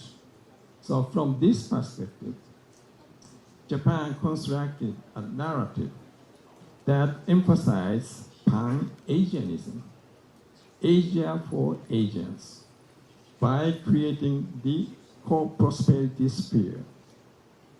This narrative framed Japan's action not as imperialist aggression, but as a righteous mission to liberate Asian people from Western dominance. But you could argue that this is only a justification of what Japan did, but at the same time, Japan tried to justify, whatever the term you can use, but Japan tried to explain what Japan did from this perspective. As you might already notice, this expression is very much state-centric. But right now, we don't think that we can just apply all these perspectives to the current international relations in Asia. The main difference is many countries in East Asia, they are much more democratized, much more transnational interactions among people in this region. Okay, our second session, I'd like to focus on the consequences of World War II. Japan was forced to change completely after the occupation of Allied powers, mainly the United States. Japan lost the war, no choice. Japan has to change. So if you it's almost impossible to think about Japanese action during World War II from liberalist perspective. But many of the actions after World War II, many of the actions by the Japanese foreign policy can be explained from liberal perspectives. So from this perspective, Japan rebuilt itself as a peaceful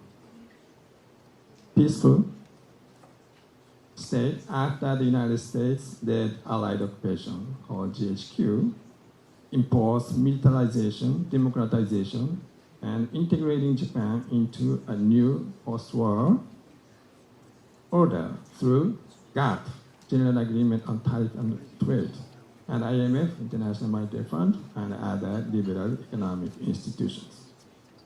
Japan completely changed. You may argue about this.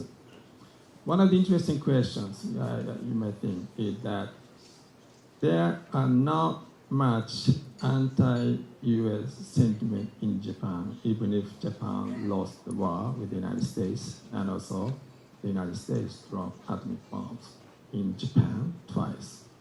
There are many explanations, maybe already discussed by previous keynotes. It was necessary for the United States to drop atomic bomb in Japan in order to beat Japan. That can be one of the explanations. That might be true. And some argue that it was not necessary for the United States to drop atomic bomb. Or one other say just one is enough, not the second. There are many discussions, but I'm not going to discuss about this. There are many explanations why Japan does not have much anti-US sentiment. One argued that war guilt information program promoted by the United States was successful. So it educated Japan. It was a problem in Japan. So Japan has to accept this kind of situation. That's one of the explanations. Or you may focus on the cultural aspect of Japan. You may notice that the Japanese people often say, "Shikata ga nai." It cannot be accepted, cannot be helped. We just tend to accept what it is, so not much. Another explanation, most of the Japanese people think that they are the victim of World War II. You may not agree, but this is more like a common understanding of most of the Japanese people. They are also think that they are the victim of Imperial Japan too. Therefore, they are ready to accept the US occupation and try to transform former Japan to the current Japan based on democracy. Another explanation, main explanation, Japan think that US is superior, so why not to accept what the United States demand Japan to do? But I'm not sure which answer is exactly 100%. Oh, it's only okay. Let's see. Neorealism explanation after World War II. Japan strategically relied on the United States security umbrella called extended nuclear deterrence while focusing on economic development. So instead of becoming a military power, Japan projected soft power and economic influence on the post-war international war structure and order, so sometimes often called the Yoshida Doctrine, depending on the United States for security, but focusing on economic development. So mobilize most of the resources for economic development. That is often just called Japanese strategy after World War II. The last one, from imperialist perspective, Japan was constitutionally restricted from engaging in military aggression. However, within the Cold War geopolitical framework, Japan became an economic power. Japan played the role of economic sub-hegemon, contributing to the maintenance of the United States-centered global capitalist and military orders. So some critics just focusing on what Japan is doing, for example, providing ODA to dominate other countries, not militarily, but through economic means. But thinking about the current situation, now GDP per capita of Taiwan and Korea, often discussed, is higher than that of Japan. And Japan is now the fourth largest economy in the world. So economic situation is not that really great compared to 1980s or 1990s at least. So this kind of explanation may not really persuasive at this moment. So I'd like to just mention the implication of Japan. Probably time is up, so I'd like to just say a conclusion. So Japanese foreign policy after World War II and up until now will continue to evolve as a hybrid of realism and liberalism in response to an increasing unstable global and regional strategic environment. What Japan is doing and is going to do is deepen ties with the so-called like-minded countries, which means the countries which share the same value along with the U.S.-Japan Security Alliance. Thank you very much. I stop here. Thank you very much, Professor Satchel. The second presenter, Professor Cortes, is another old friend. She is Associate Professor, Central Police University.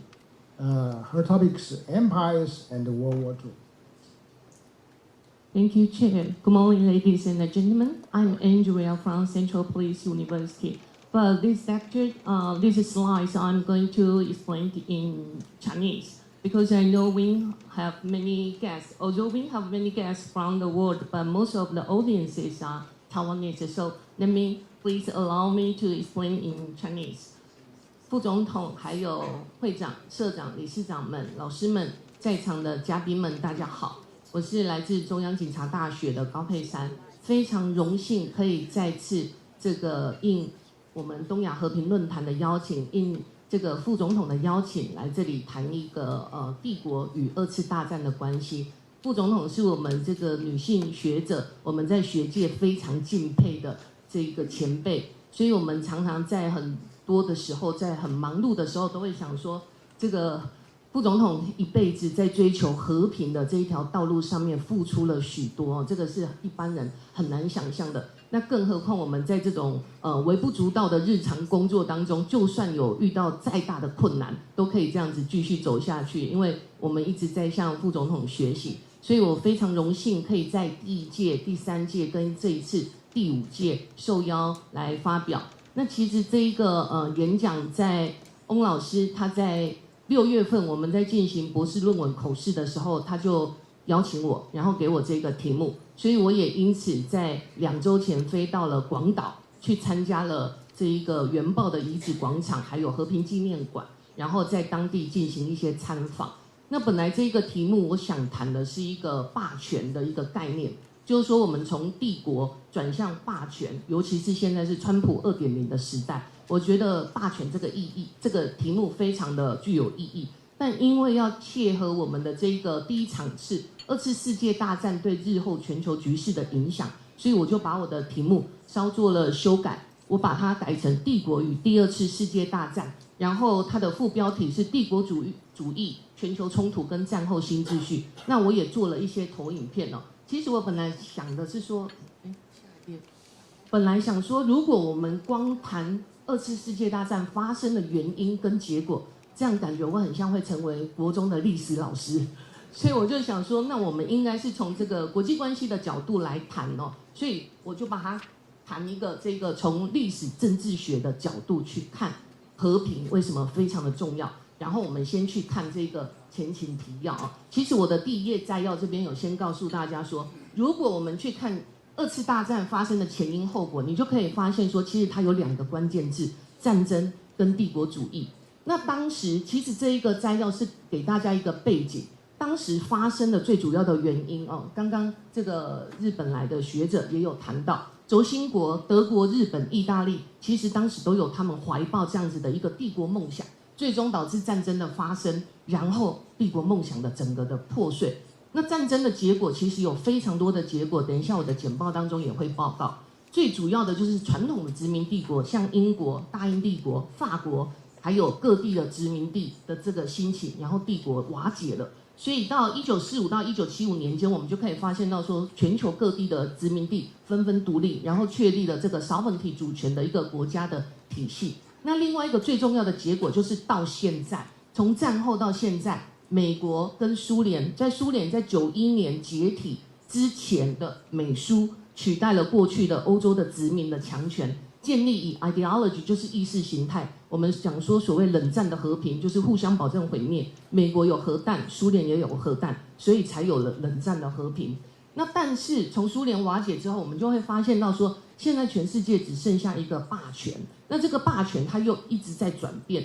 所以前一阵子我们在学界一场研讨会当中，就有学者在辩论说，到底如果一个国家是霸权，那有没有分善霸跟恶霸？有人持不同的这种意见哦，所以我觉得这个都值得我们去思考。但是我们如果从这一个历史政治学的角度去看，我们会发现到说，传统的帝国的体制它虽然瓦解了，可是权力的结构转变成新形态的，譬如说像军事、经济、制度跟文化这种多面向的一个霸权。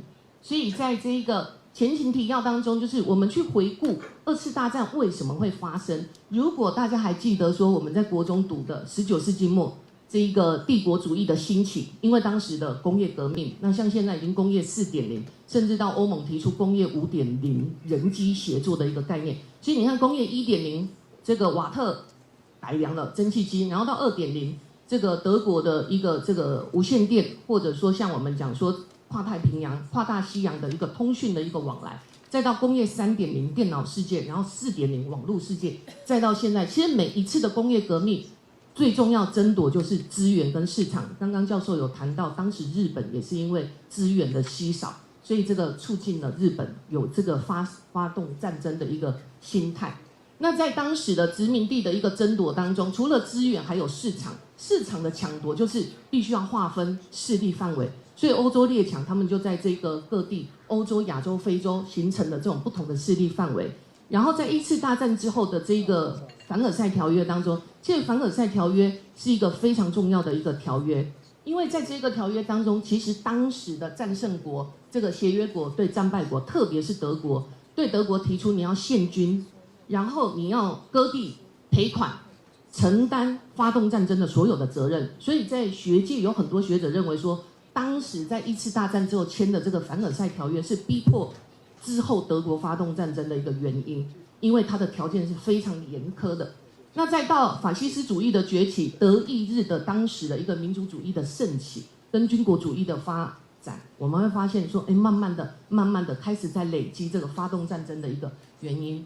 所以在当时的主角当中，这边我就大家看一下就好。重点就是在德国，德国当时纳粹德国，希特勒追求的是生存空间，他们要有一个 survival 的一个 space， 它扩展这个空间。那对日本来讲，大东亚共荣圈，这个是他们的一个愿景，一个 vision。那对意大利来讲，当时的法西斯政权是想要重建罗马帝国的荣光。所以从这边你就可以发现到说，3个轴心国同样都有一个帝国的一个梦想。再来我们看下一页，另一边的同盟国这一边的主角，大英帝国、法国、美国，再到苏联。来下一页。所以当时的战场在欧洲、太平洋、亚洲、非洲这一些地方当中，当然欧洲是主要战场。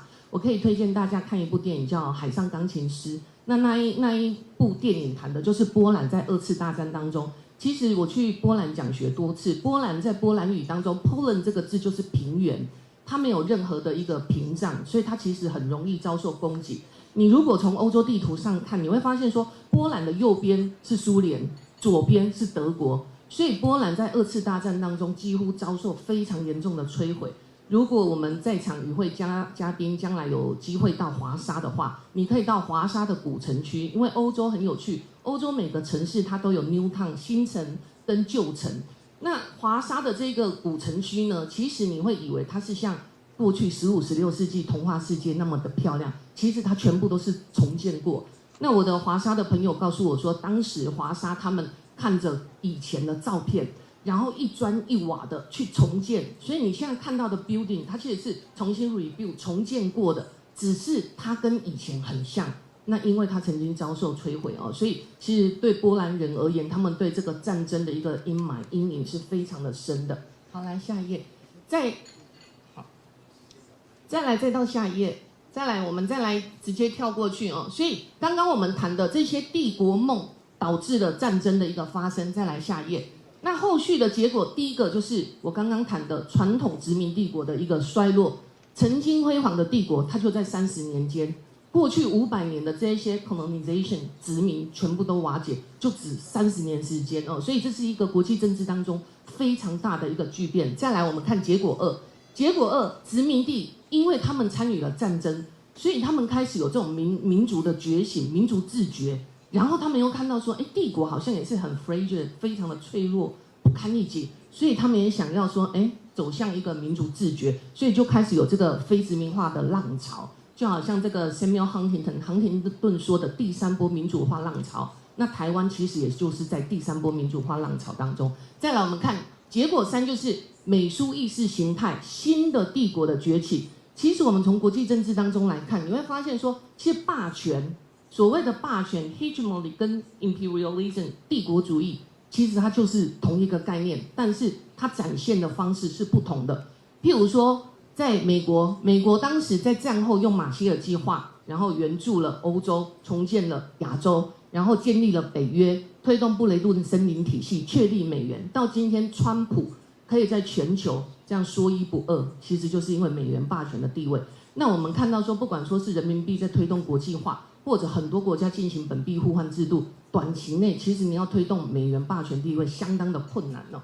那在当时的苏联瓦解1991年之前，相对于北约，苏联这边是 Warsaw Pact 华沙条约组织，那现在已经没有了。那当时这个美苏之间，我们就发现说，2大超级强国取代了传统的殖民帝国，可是它控制的方式不同，它从直接的统治变成用意识形态、军事、经济，它就可以支配其他的国家哦，建立一种新的非正式帝国的结构。那这个是一个帝国主义，我觉得它是冷战之后新的一个形态。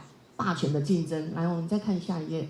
所以我的结语就是说，其实在整个从1945年你去追溯联合国成立，再到亚洲的这个亚非的万隆会议1955年，再到这个非洲国家独立，然后到1975欧洲传统殖民地的一个终结，这一些亚非拉超过70个殖民地获得独立，形成我们现在国际关系所谈的一个基本的架构。我常常都跟学生说，国际关系其实非常有趣，国际关系就跟人际关系一样，你会有你的朋友，你也会有你的敌人，但那种关系不会是永远的，它是透过权衡利弊、利益去驱使你跟他成为朋友，或者是成为敌人。所以直接的统治终结，其实并不意味着国际关系的这一个权力关系的转变，只是它变成一个更复杂的一个霸权的结构。我们再看下一页。那从帝国到霸权这些概念的转变，意大利的这个思想家葛兰西后来英国有所谓的葛兰西学派，也是受他的启发。葛兰西认为说，其实真正有效的统治不仅是依靠强制力，还需要透过文化教育。其实这个跟这个 Joseph Nye 提出的软权力其实就很像哦。Nye 在这个过去他提出硬权力、国防、外交、军事，然后软实力就是你的文化跟你的经济的这个再结合成巧实力。副总统也曾经提过。那二战之后，美苏超级大国，你就会发现说，这种霸权的模式建立了自己的一个体系。那形式上其实还是有所谓中心跟边缘的一个结构。再来下一页。所以霸权的多面向的形式，大家往后可以陆续去观察。你如果我们也不讲说现在谁是超级霸权或者唯一的 super power， 你就去看他们使用的方式，其实不同面向：军事、文化、经济、制度。那当然，在川普的时候，在这个所谓的制度霸权稍微弱了一点，因为川普都退群了嘛。但是大致上来讲，霸权一个国家之所以为霸权，它可以透过军事方式、经济方式、制度跟文化。所以后殖民理论的学者在学界当中，他们就认为说，其实霸权不只是物质的控制，所以我们谈有一种叫物质霸权，一种叫机制霸权。机制霸权就是说像 WTO 一样，或者像联合国一样，在国际上它有一个机制，然后要求你要遵守。所以这种知识殖民统治其实比这个直接统治更加有效，难以抵抗。来，再来下一页。所以我觉得最重要的历史意义，为什么副总统会成立这个重要的东亚和平论坛？因为和平是大家最大的一个希望。那在目前来看，我们可以看到说，川普回来了，川普1.0跟2.0基本上他的改变没有太大的改变，还是一样他的这个交易型的性格，然后商人的性格。但是这一次我觉得不同的是，各个国家已经有所准备，因为你历经了1.0再到2.0，所以你可以去发现各国在跟美国谈判的时候，现在就大概知道说要怎么样跟美国谈了。因为西方霸权现在在一个多极化的世界挑战当中，大家就会知道说我该跟谁合作，然后我该跟谁结盟，来共同面对现今的一个挑战。所以在国际关系学界，我们现在常常在辩论，就是说大家都知道说我们要建立以规则为基础的国际秩序，问题是什么样的规则谁说了算？是川普说了算，美国说了算，还是欧洲说了算？再来什么样的规则？所以这是在学界非常有趣的一个辩论。再来，在最后一页，所以在目前国际关系当中，我们看到有很多的紧张、区域冲突的局面当中，就可以去追溯，其实它是从战后到现在，这个题目根本没有答完，没有做完。所以面对全球化时代的挑战，我觉得我们大家都可以去反思一下，什么叫做霸权，什么叫做帝国。虽然每一个国家的意图 intention 是没有办法得知的，我们在国际关系当中，新现实主义大师 John Mayer Sharman 他说，国家的意图 intention 无法得知，可是我们可以从过去的历史 history 过去的历史可以告诉你，然后你就可以去推估预判未来的可能的 scenario 未来的情境哦。所以建构更加公平、更加包容的国际秩序，我觉得是我们现在每一个人都非常需要关注的一个议题。那我的报告先到这边，非常感谢大家的聆听。Thanks, Professor Cortes. And the next presenter is Professor Chang Yong-hee. He is from South Korea Institute for Peace and Security Studies, Chunnan National University. His topics: the legacy of the Pacific War in World War II and the Middle Power solidarity in East Asia. Please, Professor Chen. Thank you. I'm so honored to be here today, and I appreciate the organizing committee, especially for Lu Hsiu-lien 副总统 and all the preparing staff, and for bringing together such distinguished scholars and audience. My subject is the legacy of the Pacific War and connected crises and democratic peace building through solidarity-based deterrence. I focus on the argument that war originated from great powers' internal problems. In my case, in my home, conflict occurs when my wife is experiencing inwardly insecurity or fear, and if I cannot catch or recognize her fear and insecurity, and then I cannot avoid the conflict or war between me and my wife. Yes. So one of the main causes of World War II was Germany's severe internal economic and political crisis. the economic collapse caused by the Treaty of Versailles after World War I defeat and the shock of the Great Depression. Timothy Mason articulated the social imperialism theory.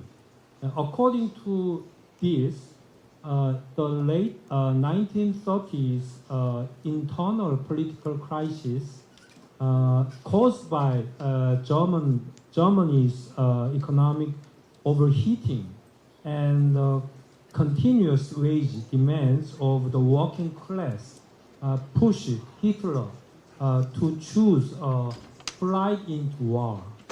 In other words, internal crises were attempted to be resolved by external expansion.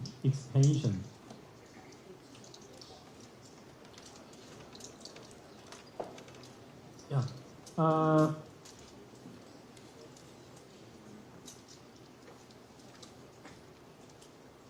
Sorry. Yes. Japan also experienced internal contradictions during the rapid modernization process after the Meiji Restoration, which led to external expansion. The militaristic policy of Japan was not merely territorial expansion, but an attempt to resolve internal problems such as population growth and resource shortages. The U.S. oil embargo against Japan in 1941 was a decisive trigger. Since Japan depended on the U.S. for 80% of its oil supply, this forced Japan to make the extreme choice of attacking Pearl Harbor.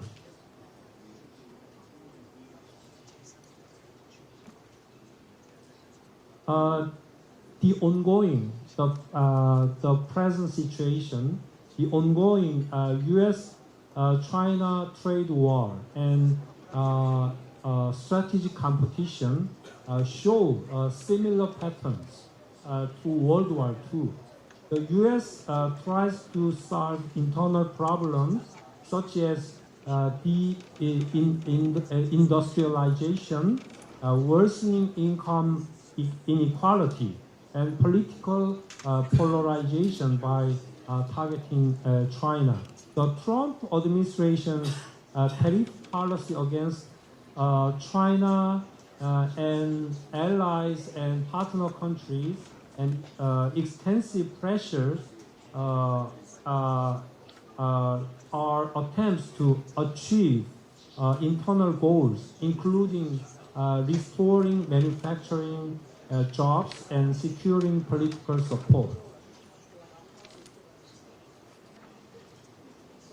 China also faces internal challenges such as slowing economic growth, real estate bubble, and increasing youth unemployment and deepening social inequality.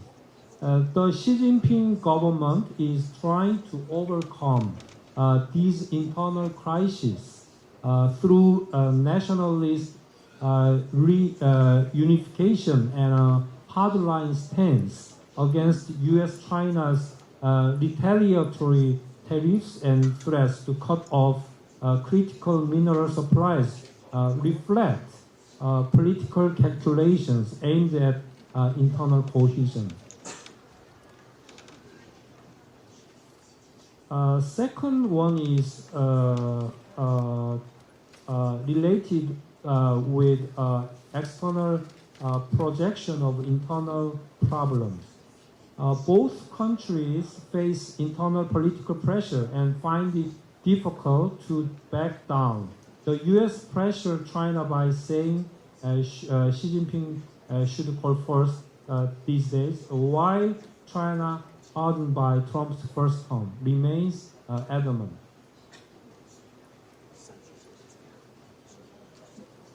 Just as World War II originated in attempts by great powers to solve internal political and economic crises, the current U.S.-China conflict stems from structural problems, where internal contradictions are addressed by attacking the opponent, especially based on the primacy of domestic politics logic.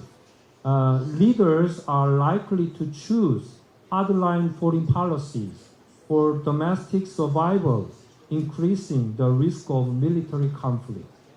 The lesson of history is that attempts to solve domestic problems through external conflict ultimately bring greater catastrophe.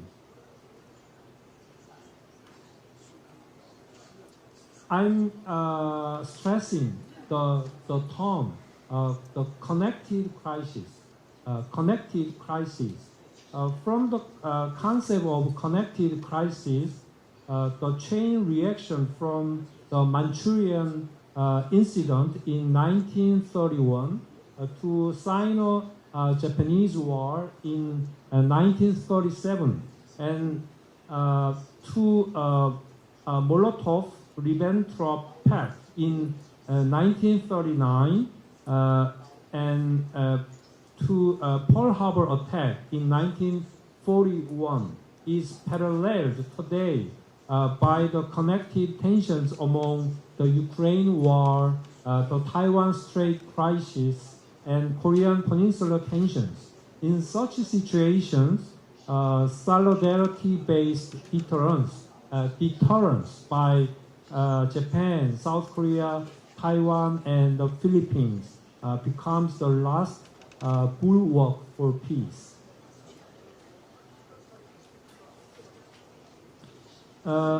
Three conditions of deterrence. We have three conditions for effective collective deterrence.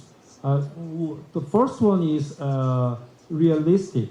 The threat must be credible. The deterrence must be credible and believable to the adversary. And second one is there must be assurance that multiple countries will respond if one is attacked. And third one is the willingness to take risk even during peacetime must be demonstrated. To prevent China from starting a war, the will and commitment of the U.S. are absolutely essential. However, the U.S. is currently trapped in protectionism and self-centered thinking. So while U.S. support was critical, yet indirect, during the Russian invasion of Ukraine, the most important thing is prevention of war, the deterrence, and showing the will and capability to the soul. We can see the map. Connected crises need connected deterrence. So the four countries, Japan, Korea, Taiwan, and Philippines, are geopolitically crucial points on the first island chain. In the context of the U.S. facing a credibility crisis under the Trump administration, the autonomous cooperation of these four countries has become even more important. Conclusion. Henry Kissinger warned that it may be dangerous to be America's enemy, but to be America's friend is fatal. This illustrates the risks of diplomacy that relies solely on the U.S. This warning was given in the context of the risk the U.S. would abandon its allies. But Trump's contradictory policies in 2025 have made this warning a reality. This statistics is according to Economist Intelligence Unit, and this shows us that if Taiwan in the Taiwan Strait occurs war, and then who will be affected by this conflict? So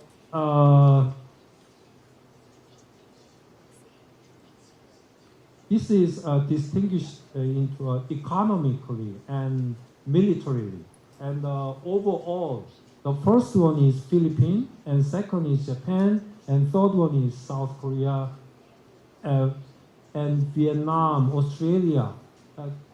They will affected, very catastrophically affected by the war on the Taiwan Strait.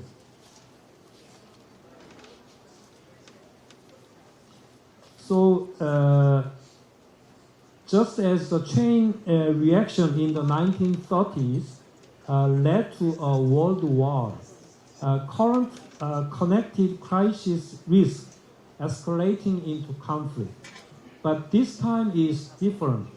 The collective deterrence through the solidarity of regional countries such as Japan, South Korea, Taiwan, and the Philippines serves as a shield to stop the domino effect.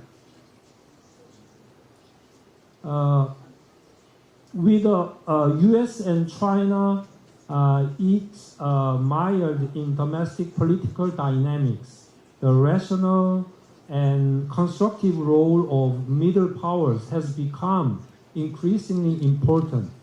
Our goal is clear, to prevent war. Yes, to achieve this, we need military deterrence and economic deterrence and value-based deterrence and diplomatic deterrence. My conclusion is connected crises require connected responses, and peace must be maintained through collective deterrence. This is our historic mission on the 80th anniversary of the end of World War II. Thank you. Thanks, Professor Chen. The next presenter is Ambassador Rex Wang, former ambassador to Switzerland. His topic is peace and war in Far Eastern Asia after World War II. Please, Ambassador.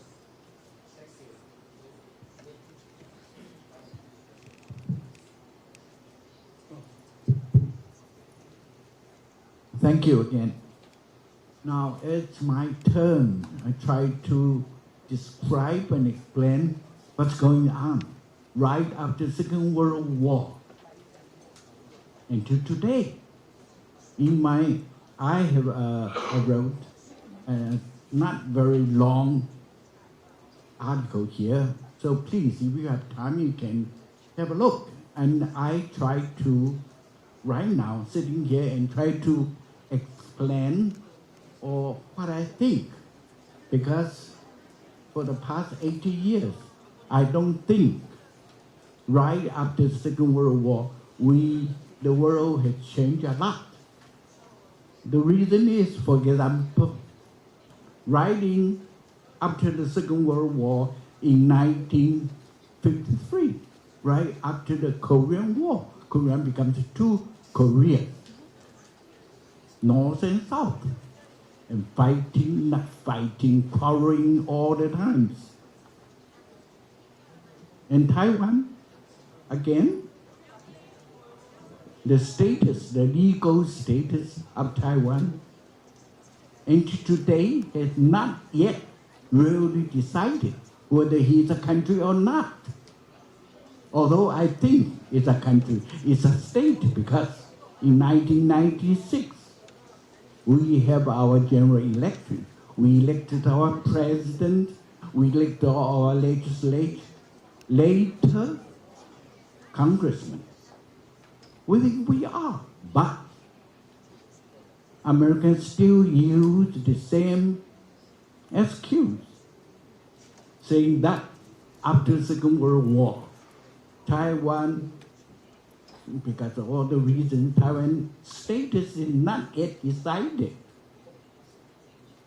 So, he used the Taiwan, utilized Taiwan. I don't blame him. Try to utilize again in 1971. For example, as you mentioned, the Nixon tried to utilize China to divide the Soviet Union and the Red China. Again, when he sees that China will really become the true leader and will make a lot of trouble in the future, so he tries, especially after this president, I suddenly forgot his name, who makes the American MAGA, the Trump. Before that, the American or the presidents, from the Carter, Clinton, and Obama, they all think right after Taiwan was driven out by the UN because he utilized the word and something. Okay, that's another story. He tried to please China and believe that China, if it becomes rich, and if we have a lot of middle class people, then the China will become friendlier and become a part of or join the Western democratic or liberal society. But how wrong it is. We know, since we are living in Taiwan, we know the Chinese know they are not in Taiwan. After 1996, we have become greatly. Thanks God and thanks to our people and thanks our past president, Li Teng-hui. Now we become Democrats. We really, I think we think the same as the Westerners. But Chinese, no, up to now, after the fall in 1911, the fall of the Manchuria, then came the Republic of China. The Republic of China only ruled the 43 years in the mainland continent, the Chinese continent, and then he was driven out by the more brutal, more, how to say it, like a Chinese bandit in the historical, terms, and to Taiwan. And he didn't own the Taiwan, he didn't receive the Taiwan's, the power to rule Taiwan as the ruler of Taiwan. No. And we lived in 38 years in the martial law. I just watched my friend, my classmate disappear. Oh, so sorry.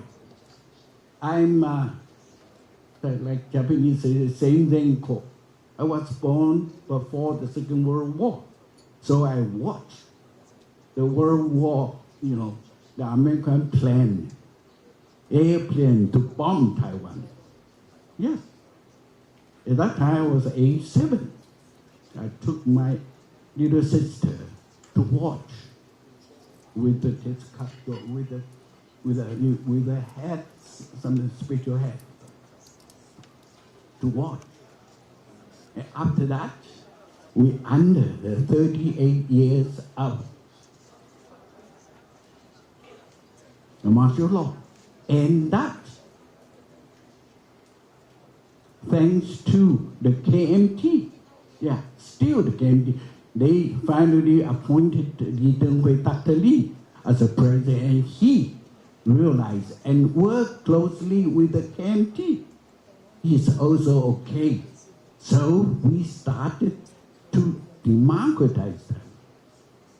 So I know that in the Chinese traditional culture, no such way.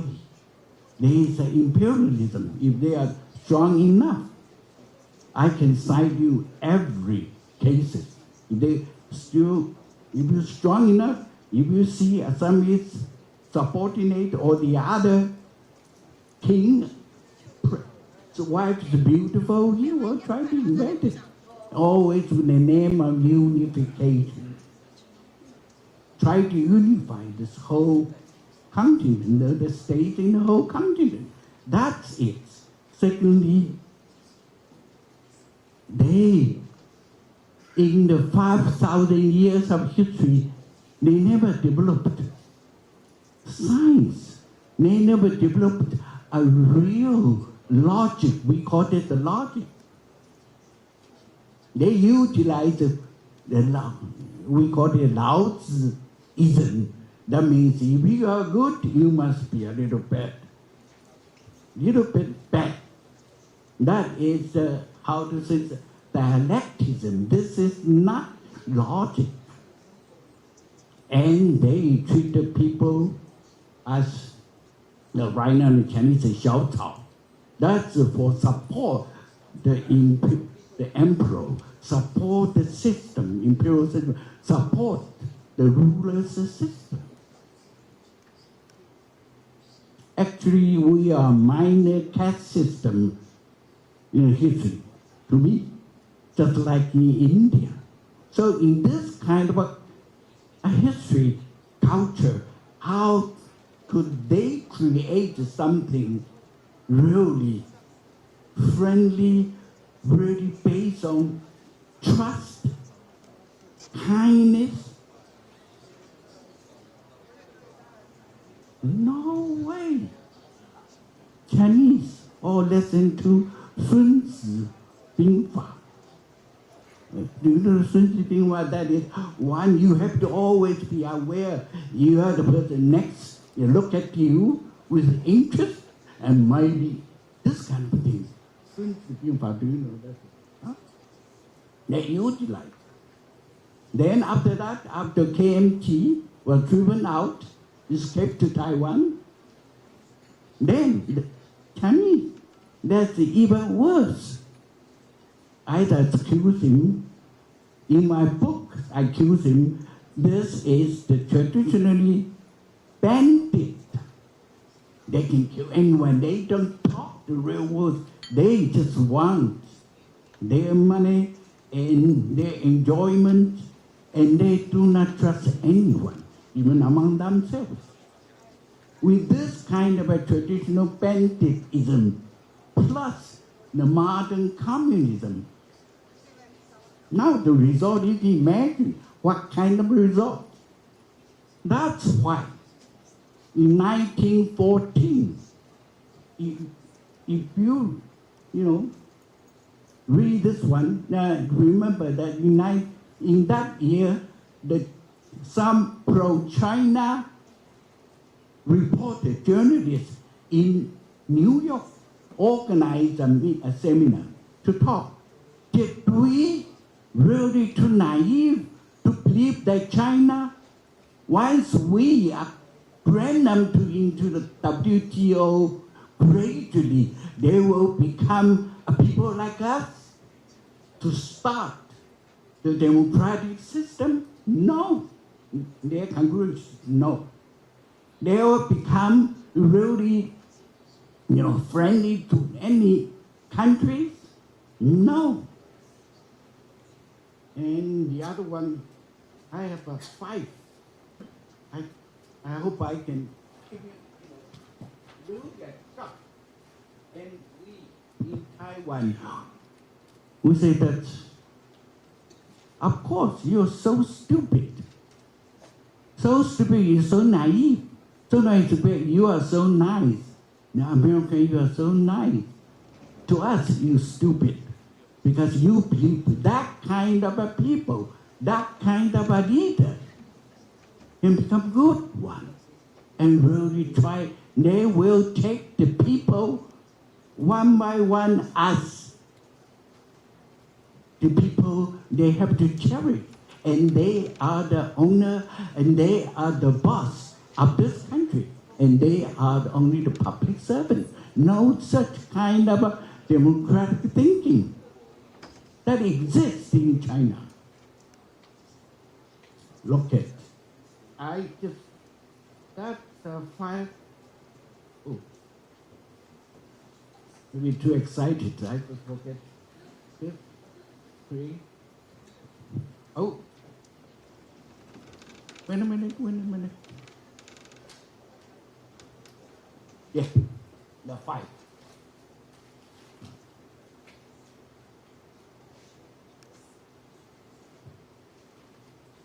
The name of the seminar is, has American media misjudged China? A question mark. The first, they say, they believe first, Deng Xiaoping won't get crazy and crash the student movement or the people's movement at Tiananmen. Wrong. Secondly, the Chinese, after they become rich, they will become rich. Then the Western democratic system will be emerged in China. Wrong. Third, the middle class in China, after they become, normally we say that 35%, after 35%, then the civil society will gradually establish. No such kind of thing exists. 4,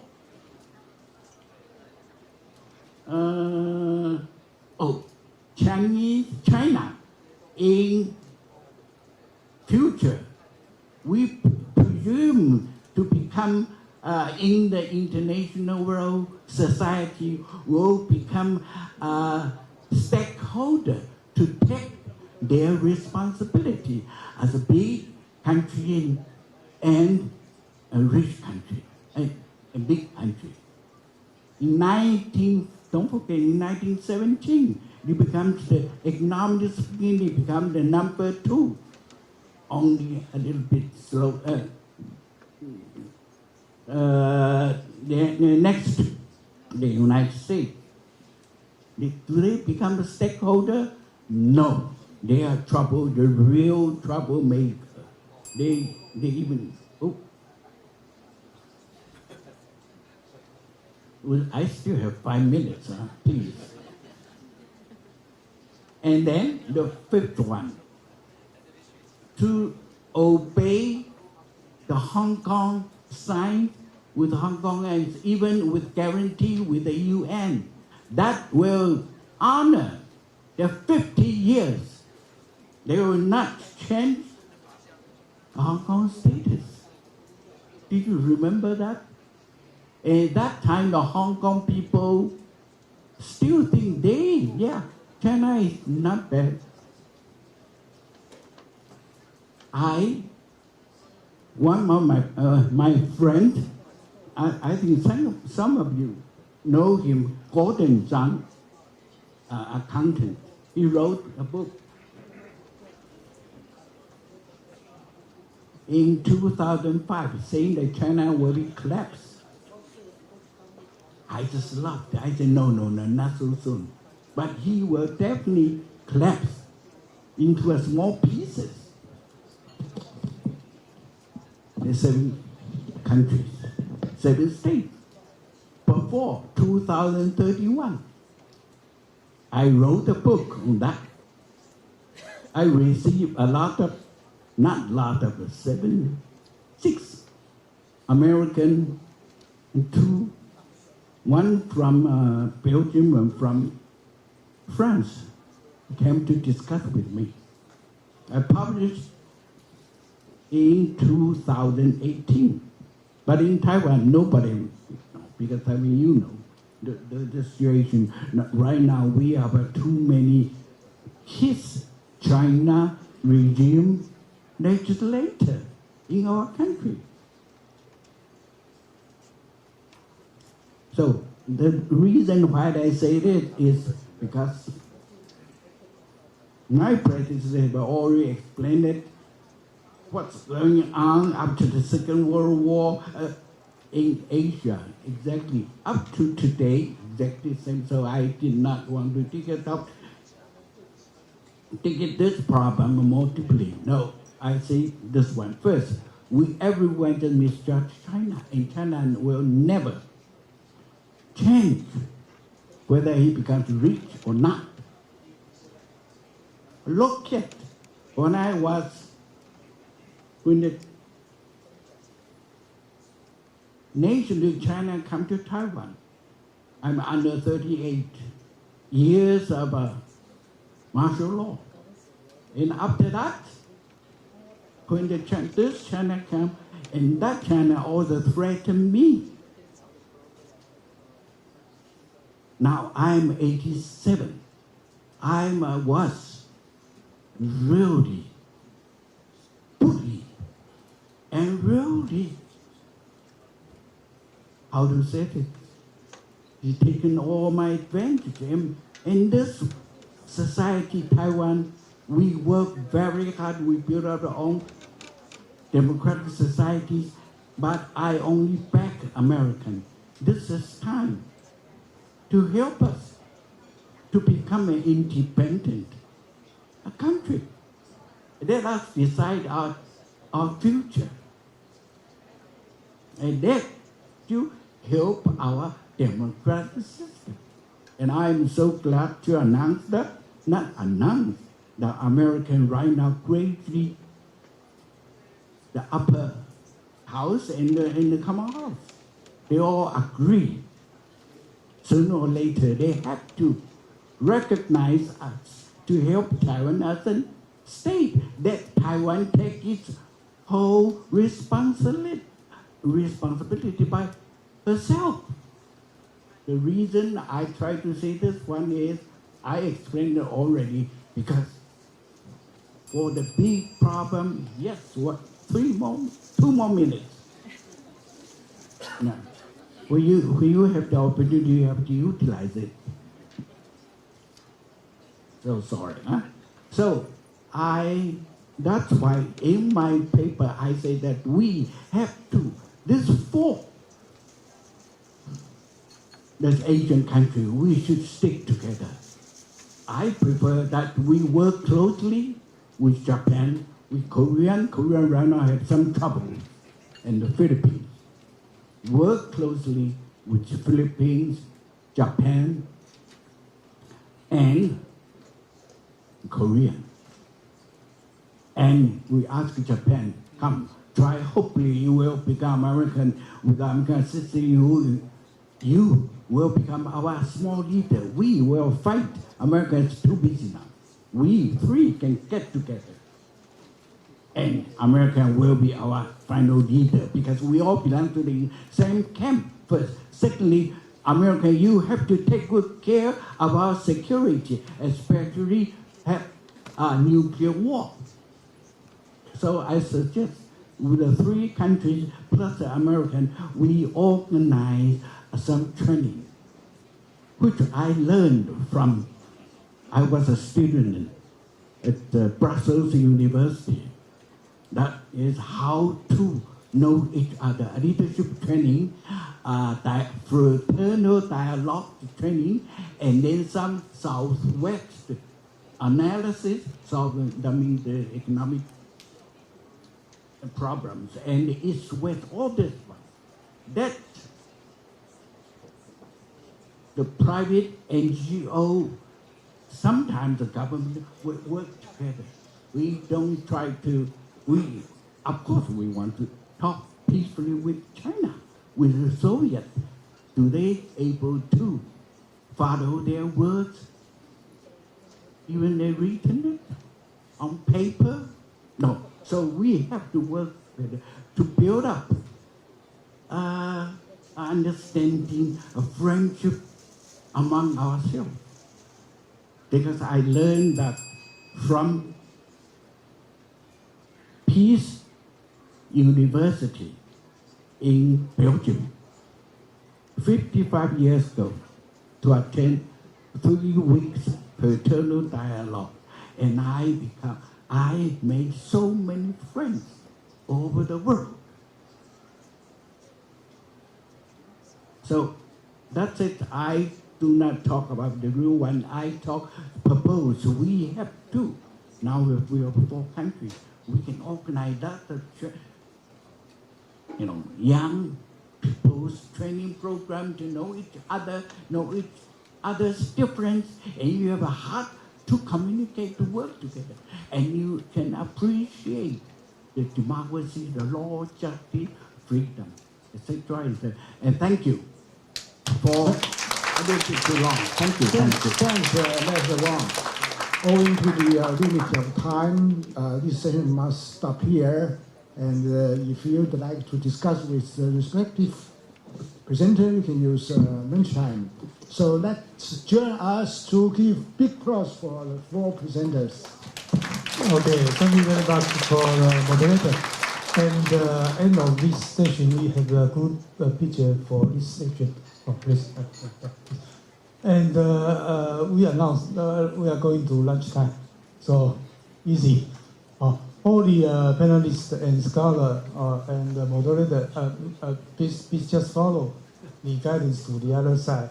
And all the participants, you have your name badge, and beside the name badge, you have the coupon or lunch beer coupon. You can go outside and bring your lunch box to enjoy your lunch. So we just stop here. Thank you very much for this panel. Thank you. 你不站起来照。